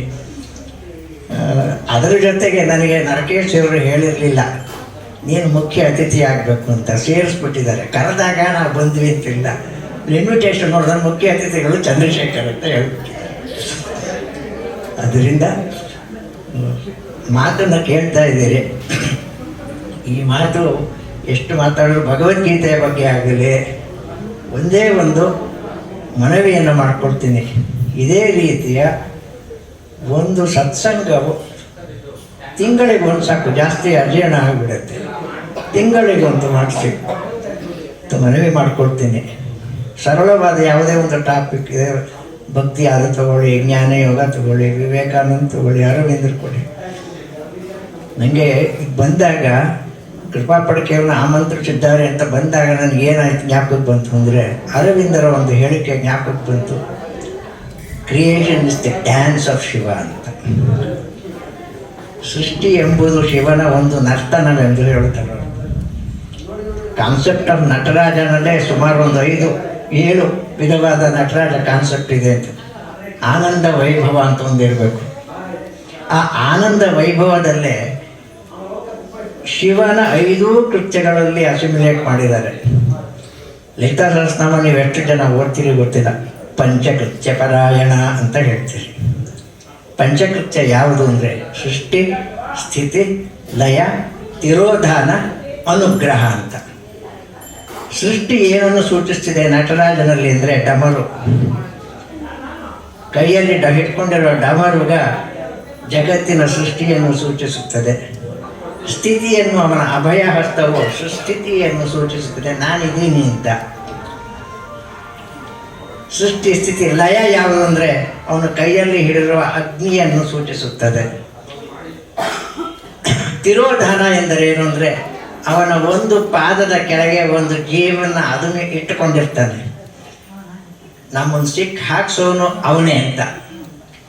ಇನ್ನೊಂದು ಪಾದ ಭೂಮಿಯಿಂದ ಮೇಲಿರುತ್ತೆ, ಟಚ್ ಆಗಿರಲ್ಲ.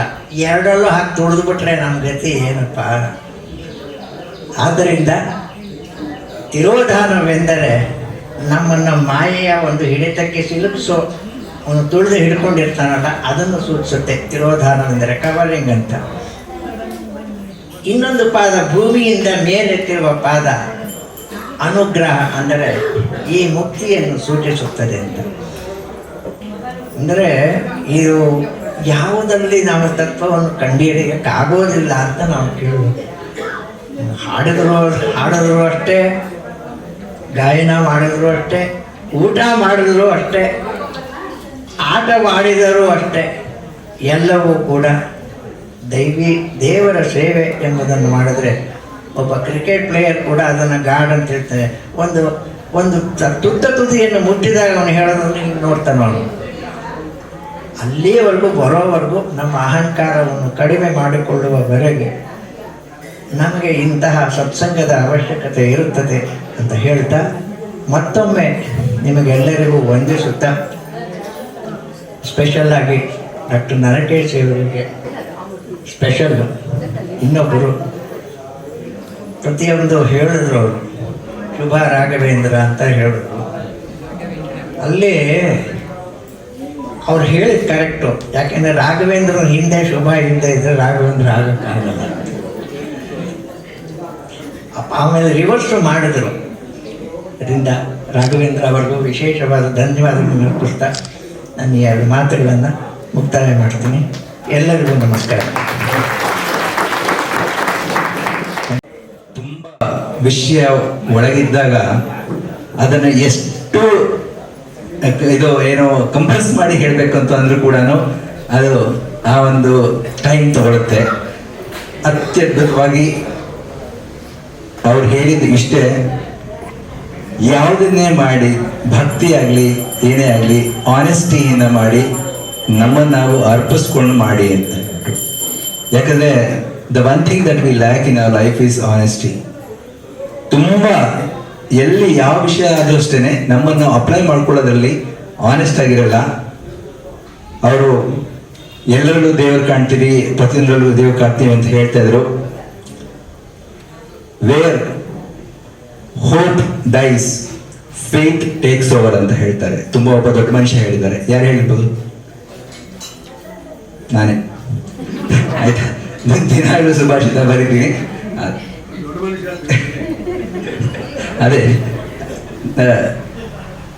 Death is not greatest loss in life, the bigger loss is what dies within us when we are still alive ಅಂತ. ಸೊ ಸತ್ತ ಮೇಲೆ ನಾವು ಏನು ಚಿಂತೆ ಪಡಬೇಕಾಗಿದ್ದಿಲ್ಲ, ಆದರೆ ಬದುಕಿರುವಾಗ ನಾವು ಏನು ಮಾಡ್ತೀವಿ, ಹೇಗಿರ್ತೀವಿ ಅನ್ನೋದು ಅವರು ಹೇಳಿದ್ರಲ್ಲಿ ತುಂಬ ವಿಷಯಗಳನ್ನ ತಿಳ್ಕೊಳ್ಳೋದಿದೆ. ಆ್ಯಂಡ್ ಈ ಮಾತನ್ನ ನಿಜವಾದ ಯಾರು ದೊಡ್ಡವರೇ ಹೇಳಿದ್ದಾರೆ, ನಾನಲ್ಲ, ಆಯ್ತಾ? ಹಾಗೆ ಇಂತಹ ಒಂದು ಒಳ್ಳೆ ವಿಷಯನ ನಮಗೆ ತಿಳಿಸ್ಕೊಟ್ಟಂತಹ ಡಾಕ್ಟರ್ ಚಂದ್ರಶೇಖರ್ ಅವರಿಗೆ ನನ್ನ ಧನ್ಯವಾದಗಳನ್ನ ತಿಳಿಸ್ತಾ, ಸರ್ ತತ್ವಶಾಸ್ತ್ರ ಅಂತ ನೀವು ಹೇಳಿದ್ರಲ್ಲ, ನನಗೆ ಒಂದು ಸಣ್ಣ ಒಂದು ಐಡಿಯಾ ಬಂತು. ಈ ತತ್ವಪದ ಅಂತ ನಾವೇನು ಹಾಡ್ತೀವಿ ಈಗ, ಶುಭ ಮತ್ತು ಇವರೆಲ್ಲ, ಅದು ತತ್ವಶಾಸ್ತ್ರದಲ್ಲೇ ಬರುತ್ತಾ ಸರ್? ಪ್ರಶ್ನೆ ಕೇಳಿದ್ದಕ್ಕೆ ಈ ಪ್ರಶ್ನೆ ಕೇಳ್ಕೊಂಡ್ರೆ ನನಗೆ ಬಹಳ ಇಷ್ಟ. ಕೇಳಿದ್ಮೇಲೆ ಬಾಯಿ ಬಿಟ್ರೆ ನಿಮಗೆ ಕಷ್ಟ. ಸಂಧ್ಯಾ ವಂದನೆ ಕಲಿಸಿ ಆನಂದದ ಬಿಂದು ಮಧ್ಯದೊಳು ನಿಲ್ಲಿಸಿ, ಸಂಧ್ಯಾ ವಂದನೆ ಕಲಿಸಿ ಆನಂದದ ಬಿಂದು ಮಧ್ಯದೊಳು ನಿಲ್ಲಿಸಿ, ನಂದಿಸಿ ಮನಸ್ಸನು ಆತ್ಮದ ಜಲದಳು, ನಂದಿಸಿ ಮನಸ್ಸನು ಆತ್ಮದ ಜಲದಳು. ಮುಂದೆ ಸಾಲು ಇದಾಗುತ್ತೆ. ಎಂದೆಂದಿಗೂ ಎನ್ನ ಹೊಸಬನ ಮಾಡುತ್ತ ಹಾಕಿದಗೆ ನಿವಾರವ ಸದ್ಗುರುನಾಥ. ನಂದಿಸಿ ಮನಸ್ಸನ್ನು ಆತ್ಮದ ಜಲದಳು, ಅದೊಂದು ಸಾಲು ಇಟ್ಕೊಂಡ್ರೆ ಎಫೆಕ್ಟ್ ಬ್ರಾಡ್ಲಿ ಅಂತ ಒಬ್ಬ ಬರ್ತಾನೆ, ಅಪಿಯರೆನ್ಸ್ ಇನ್ ರಿಯಾಲಿಟಿ ಅಂತ. ಅವನು 19ನೇ ಶತಮಾನದಲ್ಲಿ ಈ ಸತ್ಯವನ್ನು ಕಂಡಿಡ್ದ. In order to understand the reality the thought should commit suicide ಅಂತ. ಆಲೋಚನೆಯ ಆತ್ಮನಾಶವಾಗಬೇಕು, ಸತ್ಯವನ್ನು ಅರಿಯಬೇಕು ಅಂದರೆ ಅಂತ ಹೇಳ್ದ. ನಮ್ಮಲ್ಲಿ ಇದನ್ನ ಯಾವಾಗಲೂ ಹೇಳ್ಬಿಡ್ತಾರೆ. ಯೋಗವೆಂದರೇನು? ಚಿತ್ತ ವೃತ್ತಿ ನಿರೋಧ ಅಂತ ಹೇಳಿದ್ರು. ಅದನ್ನೇ ನಮ್ಮ ಕನ್ನಡ ಭಾಷೆಯಲ್ಲಿ ಒಬ್ಬ ಪ್ರೈಮರಿ ಸ್ಕೂಲ್ ಟೀಚರ್ ಆಗಿದ್ದಂತಹ ಮಹಾನುಭಾವಿಯಾದ ಯಾರು, ಮನಸ್ಸನ್ನು ನಂದಿಸಿ ಮನಸ್ಸೆಂಬ ಅಗ್ನಿಯನ್ನು ಆತ್ಮವೆಂಬ ಜಲದಲ್ಲಿ ನಂದಿಸಿದರೆ ನೀನು ಏನಾಗ್ತೀಯ ಅಂದರೆ ನೀನಾಗಿ ಕಾಣ್ತೀಯ ಅಂತ. ತದಾ ದೃಷ್ಟು ಸ್ವರೂಪೇ ಅವಸ್ಥಾನ ಅಂತ ಯೋಗದ ಸ್ಥಿತಿಯನ್ನು ಆ ಒಂದು ಸಾಲದಲ್ಲಿ ಹೇಳ್ತಾನೆ. ಸೊ ತತ್ವಪದ ಎಂದರೆ ತತ್ವಶಾಸ್ತ್ರಕ್ಕಿಂತ ಭಿನ್ನವಲ್ಲ, ತತ್ವವನ್ನು ಹೇಳುವ ಒಂದು ಪ್ರಕಾರವಷ್ಟೇ, ಜನಸಾಮಾನ್ಯನಿಗೆ ಹೇಳೋದು. ನಂದಿಸಿ ಮನಸ್ಸನ್ನು ಆತ್ಮದ ಜಲದಳು ಅಂತ. ಆವಾಗ ಅಲ್ಲಿವರೆಗೂ ಕಾಣ್ತಿಲ್ಲ ಪ್ರಪಂಚ, ಆ ಪ್ರಪಂಚ ಕಾಣಲ್ಲ. ಯಾರೂ ತನಗಿಂತ ಭಿನ್ನರಲ್ಲ ಎಂಬ ಒಂದು ಸ್ಥಿತಿಗೆ ಹೋಗ್ತಾನೆ ಅಂತ ಇದು. ಅದರಿಂದ ಇನ್ನೊಂದು ಹೇಳ್ಬಿಟ್ಟು ಮುಗಿಸ್ಬಿಡ್ತೇನೆ. ಹಾವು ತುಳಿದು ಹಾರಿ ನಿಂತೆ ಜೀವ ಕಳವಳಿಸಿ ತೇಗಡತಿದ್ದ. Action first and emotion second ಅಂತ. ಅವನು ಸೈಕಾಲಜಿ ಓದಿರಲಿಲ್ಲ. ಆ್ಯಕ್ಷನ್ ಫಸ್ಟ್, ಹಾವು ತುಳಿದು ಹಾರಿ ನಿಂತಂತೆ, ಆಮೇಲೆ ಅವನಿಗೆ ವಿಕಾರಗಳು ಕಾಣ್ತು. ಜೀವ ಕಳವಳಿಸಿ ಹೆದರಿಕೆ ಆಗೋದು ಯಾರಂದ್ರೆ ಹಾರಿ ನಿಂತ ಮೇಲೆ ಅಂತ. Action first and emotion second. That is the psychological theory, reflex action. ಇಂಥ ವಿಚಾರಗಳು ಬೇಕಾದಷ್ಟು ನಮ್ಮ ತತ್ವಪದಗಳಲ್ಲಿವೆ. ಅದಕ್ಕೆ ಒಂದು ದಿವಸ ವೇದಾಂತ ಶಿವರಾಮ ಶಾಸ್ತ್ರಿಗಳ ಬಗ್ಗೆ ಮಾತಾಡ್ತೀನಿ. ಎಲ್ಲರಿಗೂ ನಮಸ್ಕಾರ. Thank you sir. ಈಗ ವಿದುಷಿ ಡಾಕ್ಟರ್ ಕೃಪಾ ಫಡ್ಕೆ ಅವರ ಬಗ್ಗೆ, ಅವರ ಪರಿಚಯವನ್ನು ಮಾಡಿಕೊಳ್ಳಿಕ್ಕೆ ಋಷಿಕೇಶ್ ಹೆಬ್ಬಾರ್ ಅವ್ರನ್ನ ವೇದಿಕೆಗೆ ಬರಮಾಡ್ಕೊಳ್ತಾ ಇದ್ದೀನಿ. ಋಷಿಕೇಶ್ ಹೆಬ್ಬಾರ್ ಅವರು ಬರಬೇಕು. ಮತ್ತು ವಾಣಿ ಸುಬ್ಬಯ್ಯ ಅವರು ಇದ್ದಾರಲ್ಲ, ಇಲ್ಲಿ ಕೈ ಎತ್ತೀರಾ? ಎಲ್ಲಿದ್ದೀರಾ? ಅವರು ಶುಭ ಹೇಗೆ ಗಮಕಿಯೋ ಅವರು ಕೂಡ ಒಬ್ರು ಪ್ರಖ್ಯಾತ ಗಮಕಿ ಮತ್ತು ಅವರು ಸಾಕಷ್ಟು ಪುಸ್ತಕಗಳನ್ನ ಬರೆದಿದ್ದಾರೆ. ಅವರು ನಮ್ಮಲ್ಲಿ ಇವತ್ತು ಇದ್ದಾರೆ. ಅವರಿಗೆ ಕೂಡ ನಾನು ಸ್ವಾಗತ ಬಯಸ್ತಾ ಕಾರ್ಯಕ್ರಮವನ್ನು ಮುಂದುವರಿಸೋಣ. ಋಷಿಕೇಶ್ ಹೆಬ್ಬಾರ್ ಅವರು,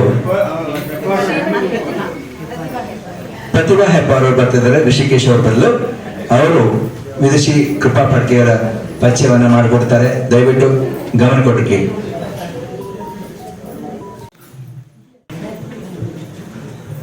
ಎಲ್ರಿಗೂ ನಮಸ್ಕಾರ. ವಿದುಷಿ ಡಾಕ್ಟರ್ ಕೃಪಾ ಫಡ್ಕೆ ಇವರು ಮೂಲತಃ ದಕ್ಷಿಣ ಕನ್ನಡ ಜಿಲ್ಲೆಯ ಬೆಳ್ತಂಗಡಿಯವರು. ಪಂದನಲ್ಲೂರು ಶೈಲಿಯ ಭರತನಾಟ್ಯ ಕಲಾವಿದರು. ನಾಟ್ಯಾಚಾರ್ಯ ಕಮಲಾಕ್ಷ ಆಚಾರ್ ಹಾಗೂ ನಾಟ್ಯಾಚಾರ್ಯ ಕರ್ನಾಟಕ ಕಲಾತಿಲಕ ಕೆ ಮುರಳೀಧರ ರಾವ್ ಅವರ ಶಿಷ್ಯರು.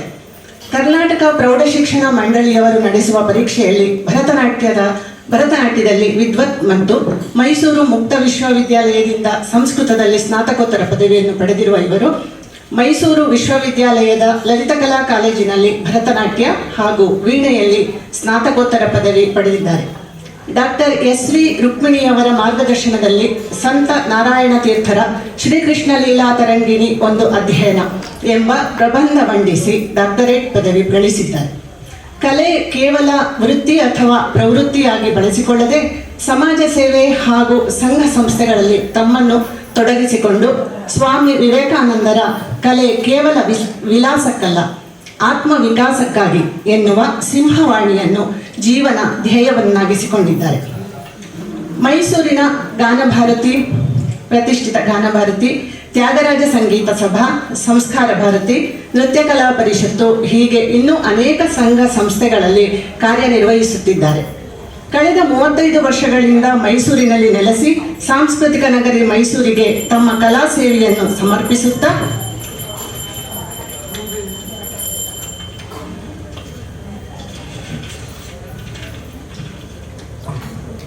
ತಾವು ಕಲೆಯೊಂದಿಗೆ ಬೆಳೆಯುತ್ತಾ ತಮ್ಮದೇ ಆದ ನೃತ್ಯಗಿರಿ ಪ್ರದರ್ಶಕ ಕಲೆಗಳ ಸಂಶೋಧನಾ ಕೇಂದ್ರ ಸ್ಥಾಪಿಸಿ ಸಾವಿರಾರು ಶಿಷ್ಯರಿಗೆ ತಮ್ಮ ಕಲೆಯನ್ನು ಧಾರೆ ಎರೆಯುತ್ತಿದ್ದಾರೆ.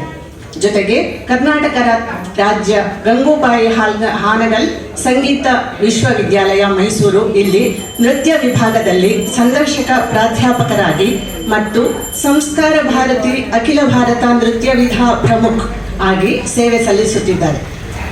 ಡಾಕ್ಟರ್ ಕೃಪಾ ಹೆಸರಿನಂತೆಯೇ ವಾತ್ಸಲ್ಯ, ಮಮತೆ ಮತ್ತು ಕರುಣೆಯ ಸಾಕಾರ ಮೂರ್ತಿ. ತಮ್ಮ ಶಿಷ್ಯರನ್ನು ಮಕ್ಕಳಂತೆ ಕಾಣುವ ಪರಿ ಅನನ್ಯ. ಇದು ನನ್ನ ಸ್ವಂತ ಅನುಭವ ಕೂಡ.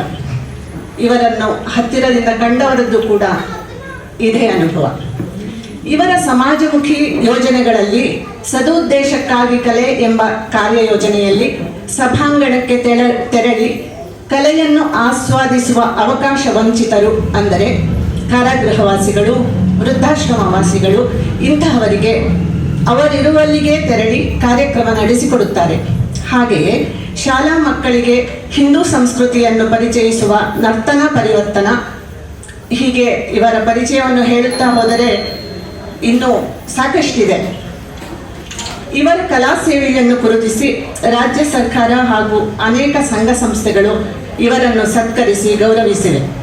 ಅವುಗಳಲ್ಲಿ ಮುಖ್ಯವಾಗಿ ಕರ್ನಾಟಕ ಸರ್ಕಾರದ ಬಾಲ ವಿಕಾಸ ಪ್ರಶಸ್ತಿ, ಕಿತ್ತೂರು ಚೆನ್ನಮ್ಮ ಪ್ರಶಸ್ತಿ, ಮೈಸೂರು ಕಾರ್ಪೊರೇಷನ್ನಿಂದ ಗೌರವ, ಬೆಂಗಳೂರು ನೃತ್ಯ ಕಲಾ ಪರಿಷತ್ತಿನಿಂದ ನೃತ್ಯ ಕಲಾಮಣಿ, ಮೈಸೂರು ನೃತ್ಯ ಕಲಾ ಪರಿಷತ್ತಿನ ನೃತ್ಯ ಕಲಾ ಸಿಂಧು, ಇತರ ಸಂಘ ಸಂಸ್ಥೆಗಳಿಂದ ನವರಸ ನಿಪುಣೆ, ನೃತ್ಯ ನಿಪುಣೆ, ನಾಟ್ಯರಾಣಿ ಶಾಂತಲ ಇನ್ನೂ ಮುಂತಾದ ಬಿರುದುಗಳಿಂದ ಸನ್ಮಾನಿಸಿದೆ. ಇಂದಿನ ಸಾಂಸ್ಕೃತಿಕ ಕಾರ್ಯಕ್ರಮದಲ್ಲಿ ಭರತನಾಟ್ಯ ಪ್ರದರ್ಶನವನ್ನು ನೀಡಲಿರುವ ವಿದುಷಿ ಸಂಜನಾ ಗೋಗಟೆ ಡಾಕ್ಟರ್ ಕೃಪಾ ಫಡ್ಕೆಯವರ ಶಿಷ್ಯ ಎಂಬುದು ನಮಗೆ ಹೆಮ್ಮೆ. ಡಾಕ್ಟರ್ ಕೃಪಾ ಫಡ್ಕೆಯವರ ಪರಿಚಯವನ್ನು ಮಾಡಲು ನನಗೆ ಅವಕಾಶ ಮಾಡಿಕೊಟ್ಟ ಶನೈಶ್ಚರ ದೇವಸ್ಥಾನ ಅಭಿವೃದ್ಧಿ ಸಮಿತಿಯ ಎಲ್ಲ ಪದಾಧಿಕಾರಿಗಳಿಗೆ ಧನ್ಯವಾದಗಳು. ಈಗ ಸಭೆಯನ್ನು ಉದ್ದೇಶಿಸಿ ಡಾಕ್ಟರ್ ಕೃಪಾ ಫಡ್ಕೆಯವರು ಮಾತಾಡಬೇಕು ಅಂತ ಕೇಳ್ಕೊಳ್ತಾ ಇದ್ದೀನಿ. ಓಂ ಶ್ರೀ ಗುರುಭ್ಯೋ ನಮಃ. ವೇದಿಕೆಯಲ್ಲಿ ಉಪಸ್ಥಿತರಿರುವ ಗಣ್ಯರೇ, ಹಿರಿಯರೇ, ಸಭಾಂಗಣದಲ್ಲಿ ಉಪಸ್ಥಿತರಿರುವ ಆತ್ಮೀಯರೇ, ಬಹಳ ಸಂತೋಷ ಆಗ್ತಾ ಇದೆ. ನನಗೆ ಈ ಪುಟ್ಟದಾದ ದೇವಸ್ಥಾನ, ಚಿಕ್ಕದಾದ ದೇವಸ್ಥಾನದಲ್ಲಿ ಇಷ್ಟು ಆತ್ಮೀಯತೆಯಿಂದ ನೀವು ಸೇರಿರೋದು ನೋಡಿದರೆ, ಬಂದಾಗಲೇ ಹೇಳಿದರು ಆಡಳಿತ ಮಂಡಳಿಯವರು, ನಮ್ಮ ಕಾರ್ಯಕ್ರಮ ಬಹಳ ಚಿಕ್ಕದು, ಬಹಳ ತುಂಬ ಸಣ್ಣ ಕಾರ್ಯಕ್ರಮ ಅಂತ. ಆದರೆ ನಾನು ಯಾವಾಗಲೂ ಎಲ್ಲ ಆರ್ಗನೈಸರ್ಸ್ಗೂ ಒಂದು ಮಾತು ಹೇಳ್ತೀನಿ, ತಲಕಾವೇರಿಯಲ್ಲಿ ಕಾವೇರಿ ಹುಟ್ಟೋದು ಬರೀ ಒಂದು 2 ಅಡಿ ಉದ್ದದ ಒಂದು ಪುಟ್ಟ ಹೊಂಡದಲ್ಲಿ. ನಮ್ಮ ಮೃದಂಗವಾದನ ಅಥವಾ ಸಂಗೀತದಲ್ಲಿ ಶ್ರೋತವಹಯತೆ ಅಂತ ಹೇಳ್ತಾರೆ. ಅಂದರೆ ಬಹಳ ಚಿಕ್ಕದಾಗಿ ಹುಟ್ಟಿ ಅದು ನಮ್ಮ ಕಾವೇರಿ ಚೆನ್ನೈ ಹತ್ರ ಹೋದಾಗ ಹರಿಯೋದು ನೋಡಿದ್ರೆ ನಮ್ಗೊಂಥರ ಖುಷಿ ಜೊತೆ ಹೊಟ್ಟೆಗಿಚ್ಚು ಆಗ್ತದೆ. ಇವಳು ನಮ್ಮ ಕರ್ನಾಟಕದಲ್ಲಿ ಇಷ್ಟು ಅಗ್ಲಕ್ಕೆ ಹರಿತಾ ಇಲ್ವಲ್ಲ ಅಂತ. ಅಂದರೆ ಹುಟ್ಟಿರೋದು ಬಹಳ ಚಿಕ್ಕದಾಗಿ ಆದರೂ ಅವಳು ಹೋಗ್ತಾ ಹೋಗ್ತಾ ಬಹಳ ಅಗ್ಲವಾಗಿ ಬಹಳ ವಿಶಾಲವಾಗಿ ಹರಿತು ಸಮುದ್ರಕ್ಕೆ ಸೇರ್ತಾಳೆ. ಯಾಕೆ ಹೇಳ್ತಿದ್ದೀನಿ ಈ ಮಾತು ಅಂದರೆ ಇದು ಪುಟ್ಟ ಜಾಗ ಇರಬಹುದು, ಆದರೆ ಸ್ಮಾಲ್ ಈಸ್ ಬ್ಯೂಟಿಫುಲ್ ಅಂತಾರೆ ಯಾವಾಗಲೂ. ತುಂಬ ಚೊಕ್ಕದಾಗಿ ಈ ಕಾರ್ಯಕ್ರಮ ನಡೀತಾ ಇದೆ. ಎಲ್ಲರಿಗೂ ಮೊಟ್ಟ ಮೊದಲನೇದಾಗಿ ನನ್ನ ಅಭಿನಂದನೆಗಳು. ಇನ್ನು ಸ್ವಲ್ಪ ಇತಿಹಾಸಕ್ಕೆ ಹೋದರೆ ನಮ್ಮ ಭಾರತದ ಒಗ್ಗಟ್ಟು ಇರೋದೇ ನಮ್ಮ ದೇವಸ್ಥಾನಗಳಲ್ಲಿ.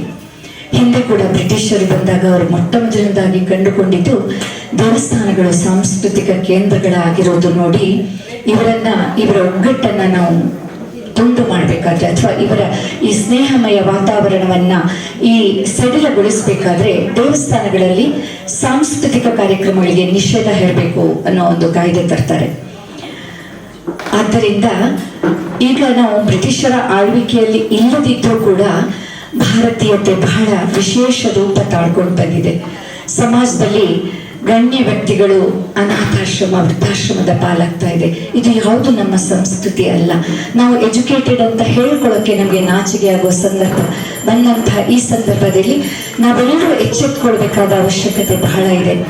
ಯಾವತ್ತೂ ಕೂಡ ಅನಾಥಾಶ್ರಮಗಳು ವೃದ್ಧಾಶ್ರಮಗಳು ಸಮಾಜವನ್ನ ಉನ್ನತ ಮಟ್ಟಕ್ಕೆ ಖಂಡಿತ ಕೊಂಡೊಯ್ಯಲಾರದು. ಆದ್ದರಿಂದ ಆತ್ಮೀಯರೇ, ನಾವೆಲ್ಲರೂ ಈಗ ಎಚ್ಚೆತ್ತುಕೊಳ್ಬೇಕು. ದೇವಸ್ಥಾನಗಳನ್ನ ನಾವು ಭಕ್ತಿಯ ಕೇಂದ್ರಗಳಾಗೋದರ ಜೊತೆಗೆ ಶಕ್ತಿಯ ಕೇಂದ್ರಗಳನ್ನಾಗಿ ಮಾಡಬೇಕು. ನಾವೆಲ್ಲ ಒಗ್ಗಟ್ಟಾಗಬೇಕು. ನಾವು ಒಂದು ಕಡೆ ಸೇರಿ ನಮ್ಮ ಭಾರತೀಯತೆಯನ್ನು ನಮ್ಮ ತನವನ್ನ ಕುವೆಂಪು ಒಂದು ಕಡೆ ಹೇಳ್ತಾರೆ, ಸತ್ತಂತ ಇಹರನ್ನು ಬಡಿದೆಚ್ಚರಿಸು ಅಂತ. ನಾವು ಸತ್ತಂತೆ ಇದ್ದೇವೆ, ಆದರೆ ಖಂಡಿತ ಯಾರಾದ್ರೂ ಒಬ್ಬರು ಬಡಿದೆಚ್ಚರಿಸಿದ್ರೆ ಎಲ್ಲರೂ ಎಚ್ಚರಗೊಳ್ತಾ ಇದ್ದೀವಿ. ನಾವು ಎಲ್ಲವನ್ನೂ ಮರ್ತಿಲ್ಲ. ಆದ್ದರಿಂದ ಇಂತಹ ಚಿಕ್ಕ ಚಿಕ್ಕ ಬಡಾವಣೆಗಳಲ್ಲಿರುವ ಈ ಚಿಕ್ಕ ಚೊಕ್ಕ ದೇವಸ್ಥಾನದ ಕೇಂದ್ರಗಳು ಸಾಂಸ್ಕೃತಿಕ ಕೇಂದ್ರಗಳು ಧಾರ್ಮಿಕ ಕೇಂದ್ರಗಳಾಗಿ ಅಭಿವೃದ್ಧಿಗೊಂಡಾಗ ಬಹುಶಃ ತನ್ನಿಂದ ತಾನೇ ನಮ್ಮ ಭಾರತೀಯತೆ ಎಚ್ಚೆತ್ತುಕೊಳ್ಳೋದ್ರಲ್ಲಿ ಸಂಶಯವೇ ಇಲ್ಲ.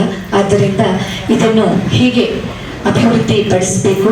ಹಾಗೆ ನಮ್ಮದು ಒಂದು ಯೋಗ ಇಲ್ಲಿ ಬಂದು ಭಾಗವಹಿಸೋದು, ನಿಮ್ಮನ್ನೆಲ್ಲ ನೋಡುವಂಥದ್ದು. ಆದ್ದರಿಂದ ನನ್ನ ಒಂದು ಅಳಿಲ ಸೇವೆ ಅಂದರೆ ಇಂದಿನ ಈ ವಿಶೇಷ ಸಭೆಯಲ್ಲಿ ನಾನು ಹೇಳ್ತೀನಿ, ನೀವು ಯಾವಾಗ ಕರೆದ್ರೂ ನಾನು ಹಾಗೂ ನನ್ನ ಪರಿಚಯ ಇದ್ದ ಕಲಾವಿದರೆಲ್ಲರನ್ನು ನಾನು ನೃತ್ಯ ಸೇವೆಗೆ ಸಂಗೀತ ಸೇವೆಗೆ ನನ್ನಿಂದ ಆದಷ್ಟು ಮಟ್ಟಿಗೆ ಕರ್ಕೊಂಡು ಬರ್ತೀನಿ. ಯಾವುದೇ ಹೆಚ್ಚಿನ ಒತ್ತಡ ನಿಮಗೆ ಆಗದೇ ಇರೋ ರೀತಿಯಲ್ಲಿ ಸರ್ ಹೇಳಿದರು, ಒಂದು ಉಪನ್ಯಾಸ ಕಾರ್ಯಕ್ರಮ ಅಥವಾ ಒಂದು ಸತ್ಸಂಗವನ್ನ ಏರ್ಪಡಿಸಿ ಅಂದರೆ ಎಲ್ಲವೂ ಸತ್ಸಂಗನೆ. ಅದಕ್ಕೆ ದಾಸರು ಹೇಳ್ತಾರೆ ಒಂದು ಕಡೆ, ಮಲಗಿ ಪರಮಾದರಿ ಪಾಡಲು ಕುಳಿತು ಕೇಳುವ, ಕುಳಿತರೆ ನಿಲ್ಲುವ, ನಿಂತರೆ ನಲಿದರೆ ನಾನಿನ ಗೊಲಿತೀನಿ ಅಂತ. ಅಂದ್ರೆ ಅಲ್ಟಿಮೇಟ್ ಟ್ರೂತ್ ಅದೇ. ದೇವರನ್ನ ನಮ್ಮಲ್ಲಿ ಒಂದಲ್ಲ ಎರಡಲ್ಲ 9 ಬಗೆಯ ಭಕ್ತಿಯನ್ನ, ನವವಿಧ ಭಕ್ತಿಯನ್ನ ಹೇಳ್ತಾರೆ. ನೀನ್ ಯಾವ ರೀತಿಯಲ್ಲಾದ್ರೂ ಭಕ್ತಿಯನ್ನ ತೋರ್ಪಡಿಸು, ಆದರೆ ಭಕ್ತಿ ನಿಸ್ವಾರ್ಥದಿಂದ ಕೂಡಿರ್ಬೇಕು. ನಾವು ಯಾವಾಗಲೂ ದೇವ್ರ ಮುಂದೆ ಹೋಗಿ ನಂಗದು ಕೊಡು, ನಂಗಿದು ಕೊಡು. ದೇವರು ನಮ್ಗೆ ಎಲ್ಲ ಕೊಟ್ಟಿದ್ದಾನೆ, ಆದರೆ ಅದರ ಸದುಪಯೋಗವನ್ನು ನಾವು ಮಾಡ್ಕೊಳ್ಬೇಕಾದ ಅನಿವಾರ್ಯತೆ ಈಗ ಇದೆ. ಎಲ್ಲರೂ ಸ್ವಲ್ಪ ನನ್ನ ಹಣೆಯಲ್ಲಿದ್ದು ನಂಗೆ ಒಳ್ಳೆಯದು ಕೆಟ್ಟದೋ ನನಗೆ ಸಿಕ್ಕೇ ಸಿಗುತ್ತೆ ಅನ್ನೋ ಒಂದು ಸ್ವಾಭಿಮಾನವನ್ನು ನಾವು ಬೆಳೆಸ್ಕೋಬೇಕು. ಮೊಟ್ಟ ಮೊದಲಿಗೆ ಯಾರಾದರೂ ನಮ್ಮನ್ನು ಗುರುತಿಸ್ತಾರೆ, ಆದರೆ ನಾವು ಯಾವುದೇ ಆಮಿಷಗಳಿಗೆ ಬಲಿಯಾಗಬಾರ್ದು. ಯಾಕೆ ಇದನ್ನು ಹೇಳ್ತಾ ಇದ್ದೀನಿ ಅಂದರೆ, ಯುವ ಜನತೆ ಆಮಿಷಗಳಿಗೆ ಬಲಿಯಾಗ್ತಾ ಇದೆ, ಬಹಳ ಒತ್ತಡಗಳ ನಡುವೆ ಬದುಕ್ತಾ ಇದೆ. ಸಂಗೀತ ನೃತ್ಯಕ್ಕೆ ಯಾರಿಗೂ ಸಮಯ ಸಿಗ್ತಾ ಇಲ್ಲ. ಆದರೆ ಒಂದು ದಿವಸ ಸಣ್ಣ ಸಣ್ಣ ಕಾರಣಕ್ಕಾಗಿ ಅವರು ಆತ್ಮಹತ್ಯೆ ಮಾಡ್ಕೊಳ್ಳೋದೇ ಇರ್ಬೋದು, ಅಥವಾ ಸಮಾಜಕ್ಕೆ ಮಾರಕವಾಗುವ ದಾರಿಯನ್ನ ಅವರು ಬಯಸೋದೇ ಇರ್ಬೋದು. ಇದಕ್ಕೆ ಮೂಲ ಕಾರಣ ನಮ್ಮ ಬೇರುಗಳನ್ನು ನಾವು ಮರ್ತಿರೋದು. ನಮ್ಗೆ ಎಲ್ಲಿದೆ ಮುಕ್ತಿ, ಎಲ್ಲಿದೆ ಸಂಗೀತ ನೃತ್ಯಕ್ಕೆ? ತ್ಯಾಗರಾಜರು ಹೇಳ್ತಾರೆ, ಮೋಕ್ಷ ಸಿಗೋದೇ ಸಂಗೀತ ನೃತ್ಯದಲ್ಲಿ. ಅಂದ್ರೆ ಮೋಕ್ಷ ಅಂದ್ರೆ ಅಥವಾ ಆತ್ಮ ಬೇರೆ ಆದ್ಮೇಲೆ ಸಿಗುವಂಥದ್ದು ಖಂಡಿತ ಮೋಕ್ಷ ಅಲ್ಲ. ಸಾಂಸಾರಿಕ ಯಾಂತ್ರಿಕ ಬದುಕಿನಿಂದ ಸ್ವಲ್ಪ ಹೊತ್ತು ಅದನ್ನು ಮರೆತು ನಮ್ಮನ್ನು ನಾವು ಮರೆತು ಭಗವಂತನ ನಾಮಸ್ಮರಣೆಯಲ್ಲಿ ಮುಳುಗಿಸುವುದೇ ನಮ್ಮನ್ನು ತೊಡಗಿಸಿಕೊಳ್ಳುವುದೇ ಮೋಕ್ಷ. ಆದ್ರಿಂದ ಇಂತಹ ಅನಿವಾರ್ಯತೆ ಈಗ ಸಮಾಜದಲ್ಲಿ ಬಹಳಷ್ಟು ಇರೋದ್ರಿಂದ ದೇವಸ್ಥಾನಗಳು ಅಥವಾ ಇಂಥರ ಸಾಂಸ್ಕೃತಿಕ ಕೇಂದ್ರಗಳು ಬಹಳ ತ್ವರಿತಗತಿಯಲ್ಲಿ ಎಚ್ಚೆತ್ತುಕೊಳ್ಬೇಕಾಗಿದೆ. ಹಾಡುವವರೆಲ್ಲರೂ ಜಯಸುದಾಸ್ ಅಥವಾ ಸುಬ್ಬಲಕ್ಷ್ಮಿ ಆಗಬೇಕಾಗಿಲ್ಲ, ಆದರೆ ಅದರ ತತ್ವಗಳನ್ನು ಅರ್ಥ ಮಾಡಿಕೊಂಡು ನಮ್ಮ ಜೊತೆ ಒಂದಿಬ್ಬರನ್ನ ಸೇರಿಸ್ಕೊಂಡು ನಾವು ನರ್ತಿಸುವಾಗ ಹಾಡುವಾಗ ಅದರಲ್ಲಿ ಸಿಗುವ ತೃಪ್ತಿಯೇ ಬೇರೆ. ಆದ್ದರಿಂದ ಮತ್ತೊಮ್ಮೆ ತುಂಬ ಮಾತಾಡಬೇಕು ಅನಿಸ್ತಾ ಇದೆ, ಆದರೆ ಒಳ್ಳೆಯ ಅದ್ಭುತ ಯುವ ಕಲಾವಿದರು ಕಾರ್ಯಕ್ರಮಕ್ಕಾಗಿ ರೆಡಿಯಾಗಿ ನಿಂತಿರುವಾಗ ಇದು ಮಾತಾಡುವ ಸಮಯ ಅಲ್ಲ.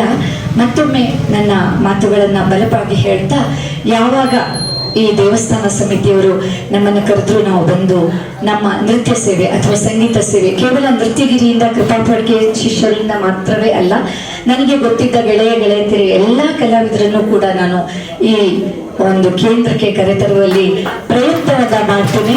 ನೀವು ದಯಮಾಡಿ ಕನಿಷ್ಠ ತಿಂಗಳಿಗೊಂದು ಕಾರ್ಯಕ್ರಮವನ್ನು ಅವರು ಪ್ರಾರಂಭಿಸಿ. ಎಲ್ಲ ಕೆಲಸಗಳು ದುಡ್ಡಿನಿಂದಲೇ ಮಾತ್ರ ನಡೆಯಲ್ಲ, ಸಮಾನ ಮನಸ್ಕರು ಸಮಾನ ವಯಸ್ಕರು ಸೇರಿದಾಗ ಅಲ್ಲಿ ಅದ್ಭುತಗಳು ಸೃಷ್ಟಿಯಾಗ್ತದೆ.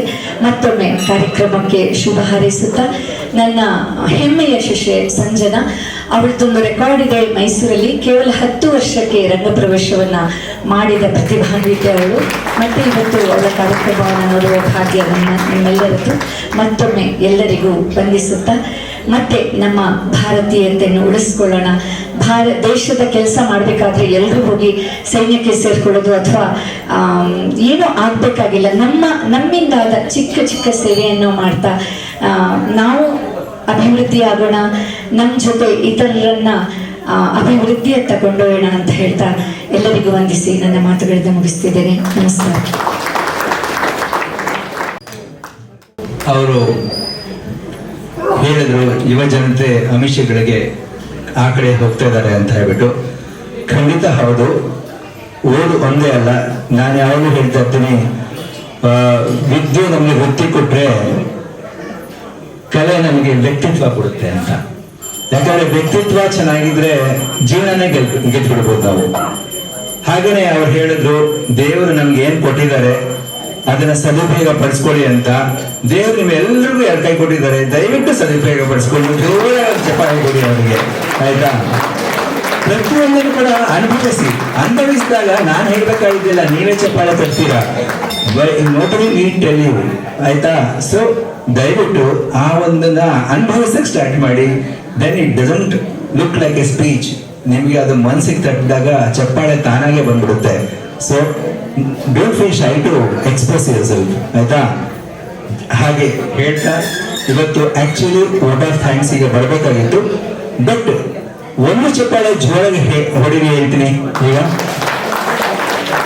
ಯಾಕೆ ಅಂದ್ರೆ ತುಂಬಾ ಬ್ಯೂಟಿಫುಲ್ ಆಡಿಯನ್ಸ್ ಇವತ್ತು. ನೀವು ಒಬ್ಬರಿಗೂ ಫೋನ್ ಬಂದಿಲ್ಲ, ಹೆಚ್ಚಿಗೆ ಮಾತಾಡ್ತಾ ಇಲ್ಲ, ಗಲಾಟೆ ಇಲ್ಲ. ನಿಜವಾಗ್ಲೂ ನಮ್ಮ ಕೃಪಾ ಪಡ್ಕೆ ಮೇಡಮ್ಗೆ ಇವತ್ತು ಅದರಿಂದನೇ ಬಹಳ ಖುಷಿಯಾಗಿದೆ ನಿಮ್ಮನ್ನು ನೋಡ್ಬಿಟ್ಟು, ಇಷ್ಟು ಒಳ್ಳೆ ಆಡಿಯನ್ಸ್ ಇದ್ದಾರಲ್ಲ ಅಂತ ಹೇಳಿ.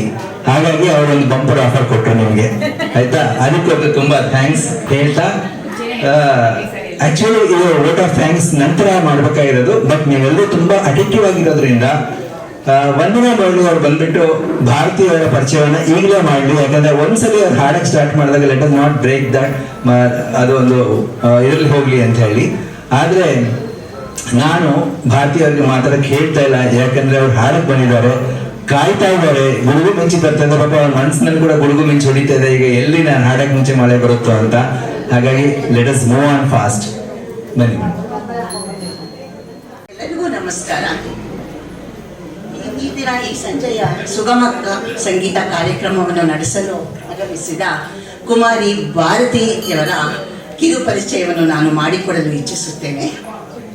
ಕುಮಾರಿ ಭಾರತಿ ಚಿಕ್ಕಂದಿನಿಂದಲೇ ಬಾಲ ಪ್ರತಿಭೆಯಾಗಿ ಗುರುತಿಸಿಕೊಂಡವರು.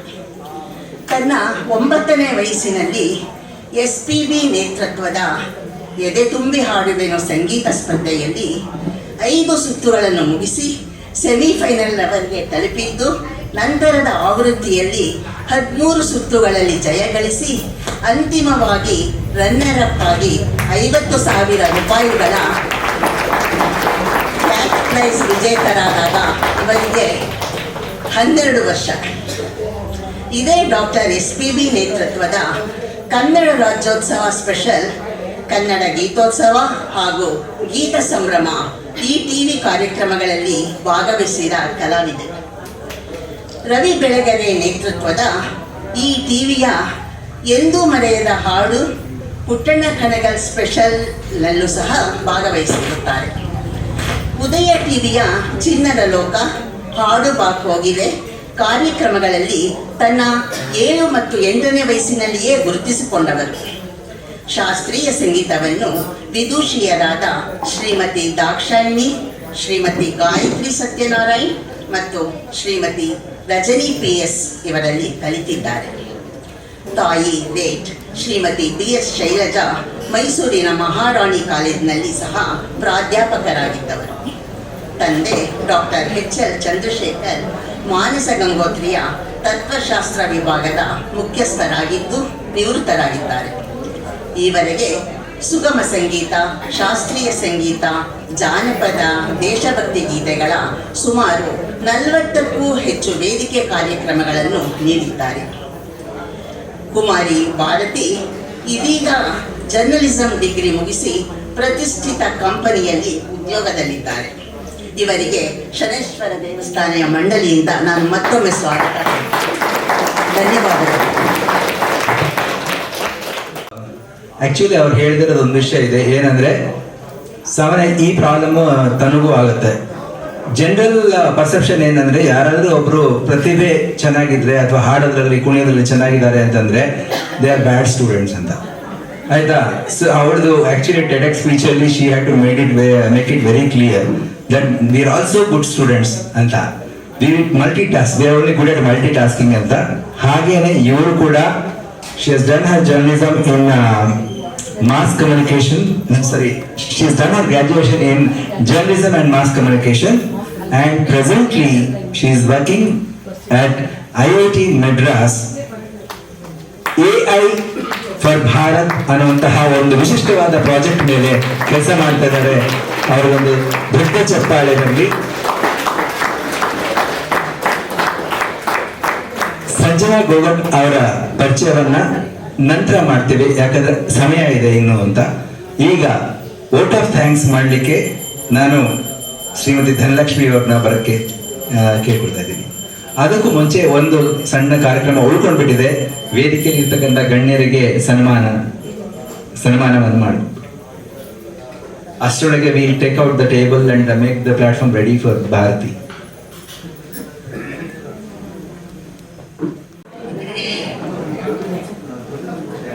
ಎಲ್ರಿಗೂ ನಮಸ್ಕಾರ.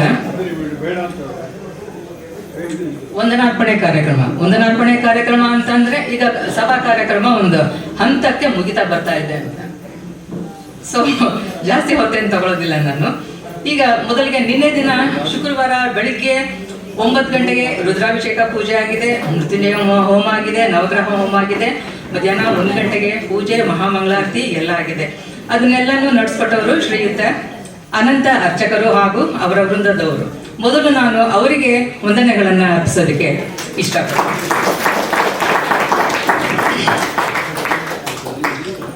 ನಂತರ ಎರಡನೇದಾಗಿ ಈಗ ನಿರೂಪಣೆ ಮಾಡ್ಕೊಂಡು ಬಂದಿರತಂತಹ ಶ್ರೀಯುತ ರಾಘವೇಂದ್ರ ಅವರಿಗೆ ದಯವಿಟ್ಟು ಎಲ್ರಿಗೂ 2 ಕೈ ಇರೋದ್ರಿಂದ ನೀವು ಜೋರಾದ ಚಪ್ಪಾಳೆಯ ಮೂಲಕ ಅವರಿಗೆ ಧನ್ಯವಾದ ಹೇಳ್ತಾ ವಂದನೆಯನ್ನು ನಾನು ಹೇಳೋದಕ್ಕೆ ಇಷ್ಟಪಡ್ತಾರೆ.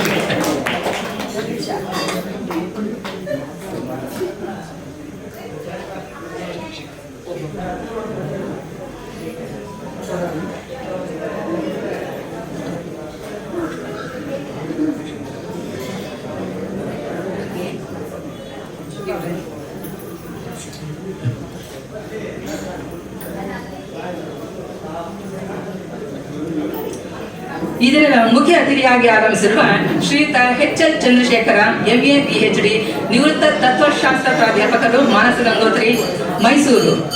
ಇವರಿಗೆ ತಮ್ಮ ಶನೇಶ್ವರ ದೇವಸ್ಥಾನ ಸಮಿತಿಯ ಅಭಿವೃದ್ಧಿ ಸಮಿತಿಯ ಪರವಾಗಿ ಸಣ್ಣದೊಂದು ಸನ್ಮಾನ ಕಾರ್ಯಕ್ರಮ.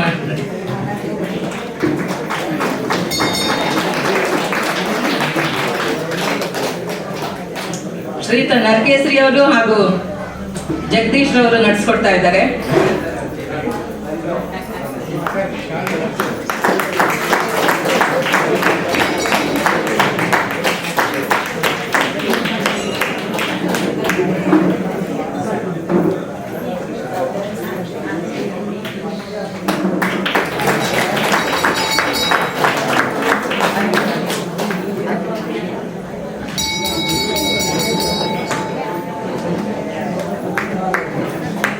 ಸನ್ಮಾನ ಕಾರ್ಯಕ್ರಮವನ್ನು ನಡೆಸಿಕೊಟ್ಟ ಶ್ರೀಯುತ ನರಕೇಸರಿ ಅವರು ಹಾಗೂ ಜಗದೀಶ್ ಅವರಿಗೆ ಧನ್ಯವಾದಗಳು.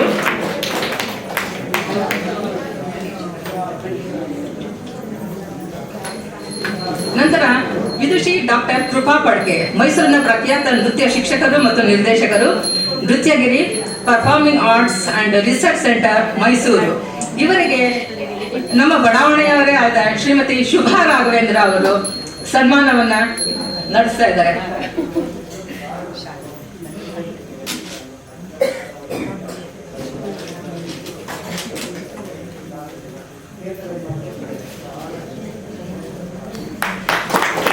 ಜೋರಾದ ಚಪ್ಪಾಳೆ ಬರಲಿ.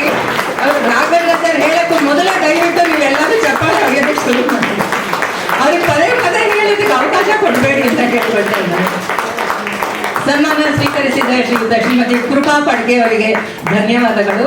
ಸನ್ಮಾನಿಸಿದ ಶ್ರೀಮತಿ ಶುಭಾ ರಾಘವೇಂದ್ರ, ವಿಜಯ ನಂಜುಂಡಯ್ಯ ಹಾಗೂ ಪೂರ್ಣಿಮಾ ಪ್ರಭು ಇವರಿಗೂ ಧನ್ಯವಾದಗಳನ್ನು.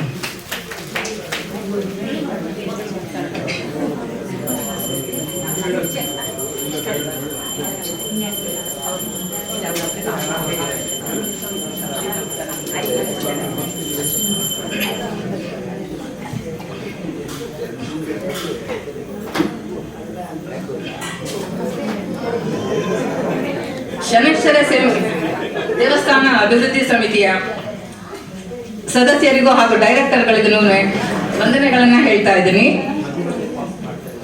ದಯವಿಟ್ಟು ಆಗೊಂಚೂರು ಚಪ್ಪಾಳೆ ಬರಲಿ.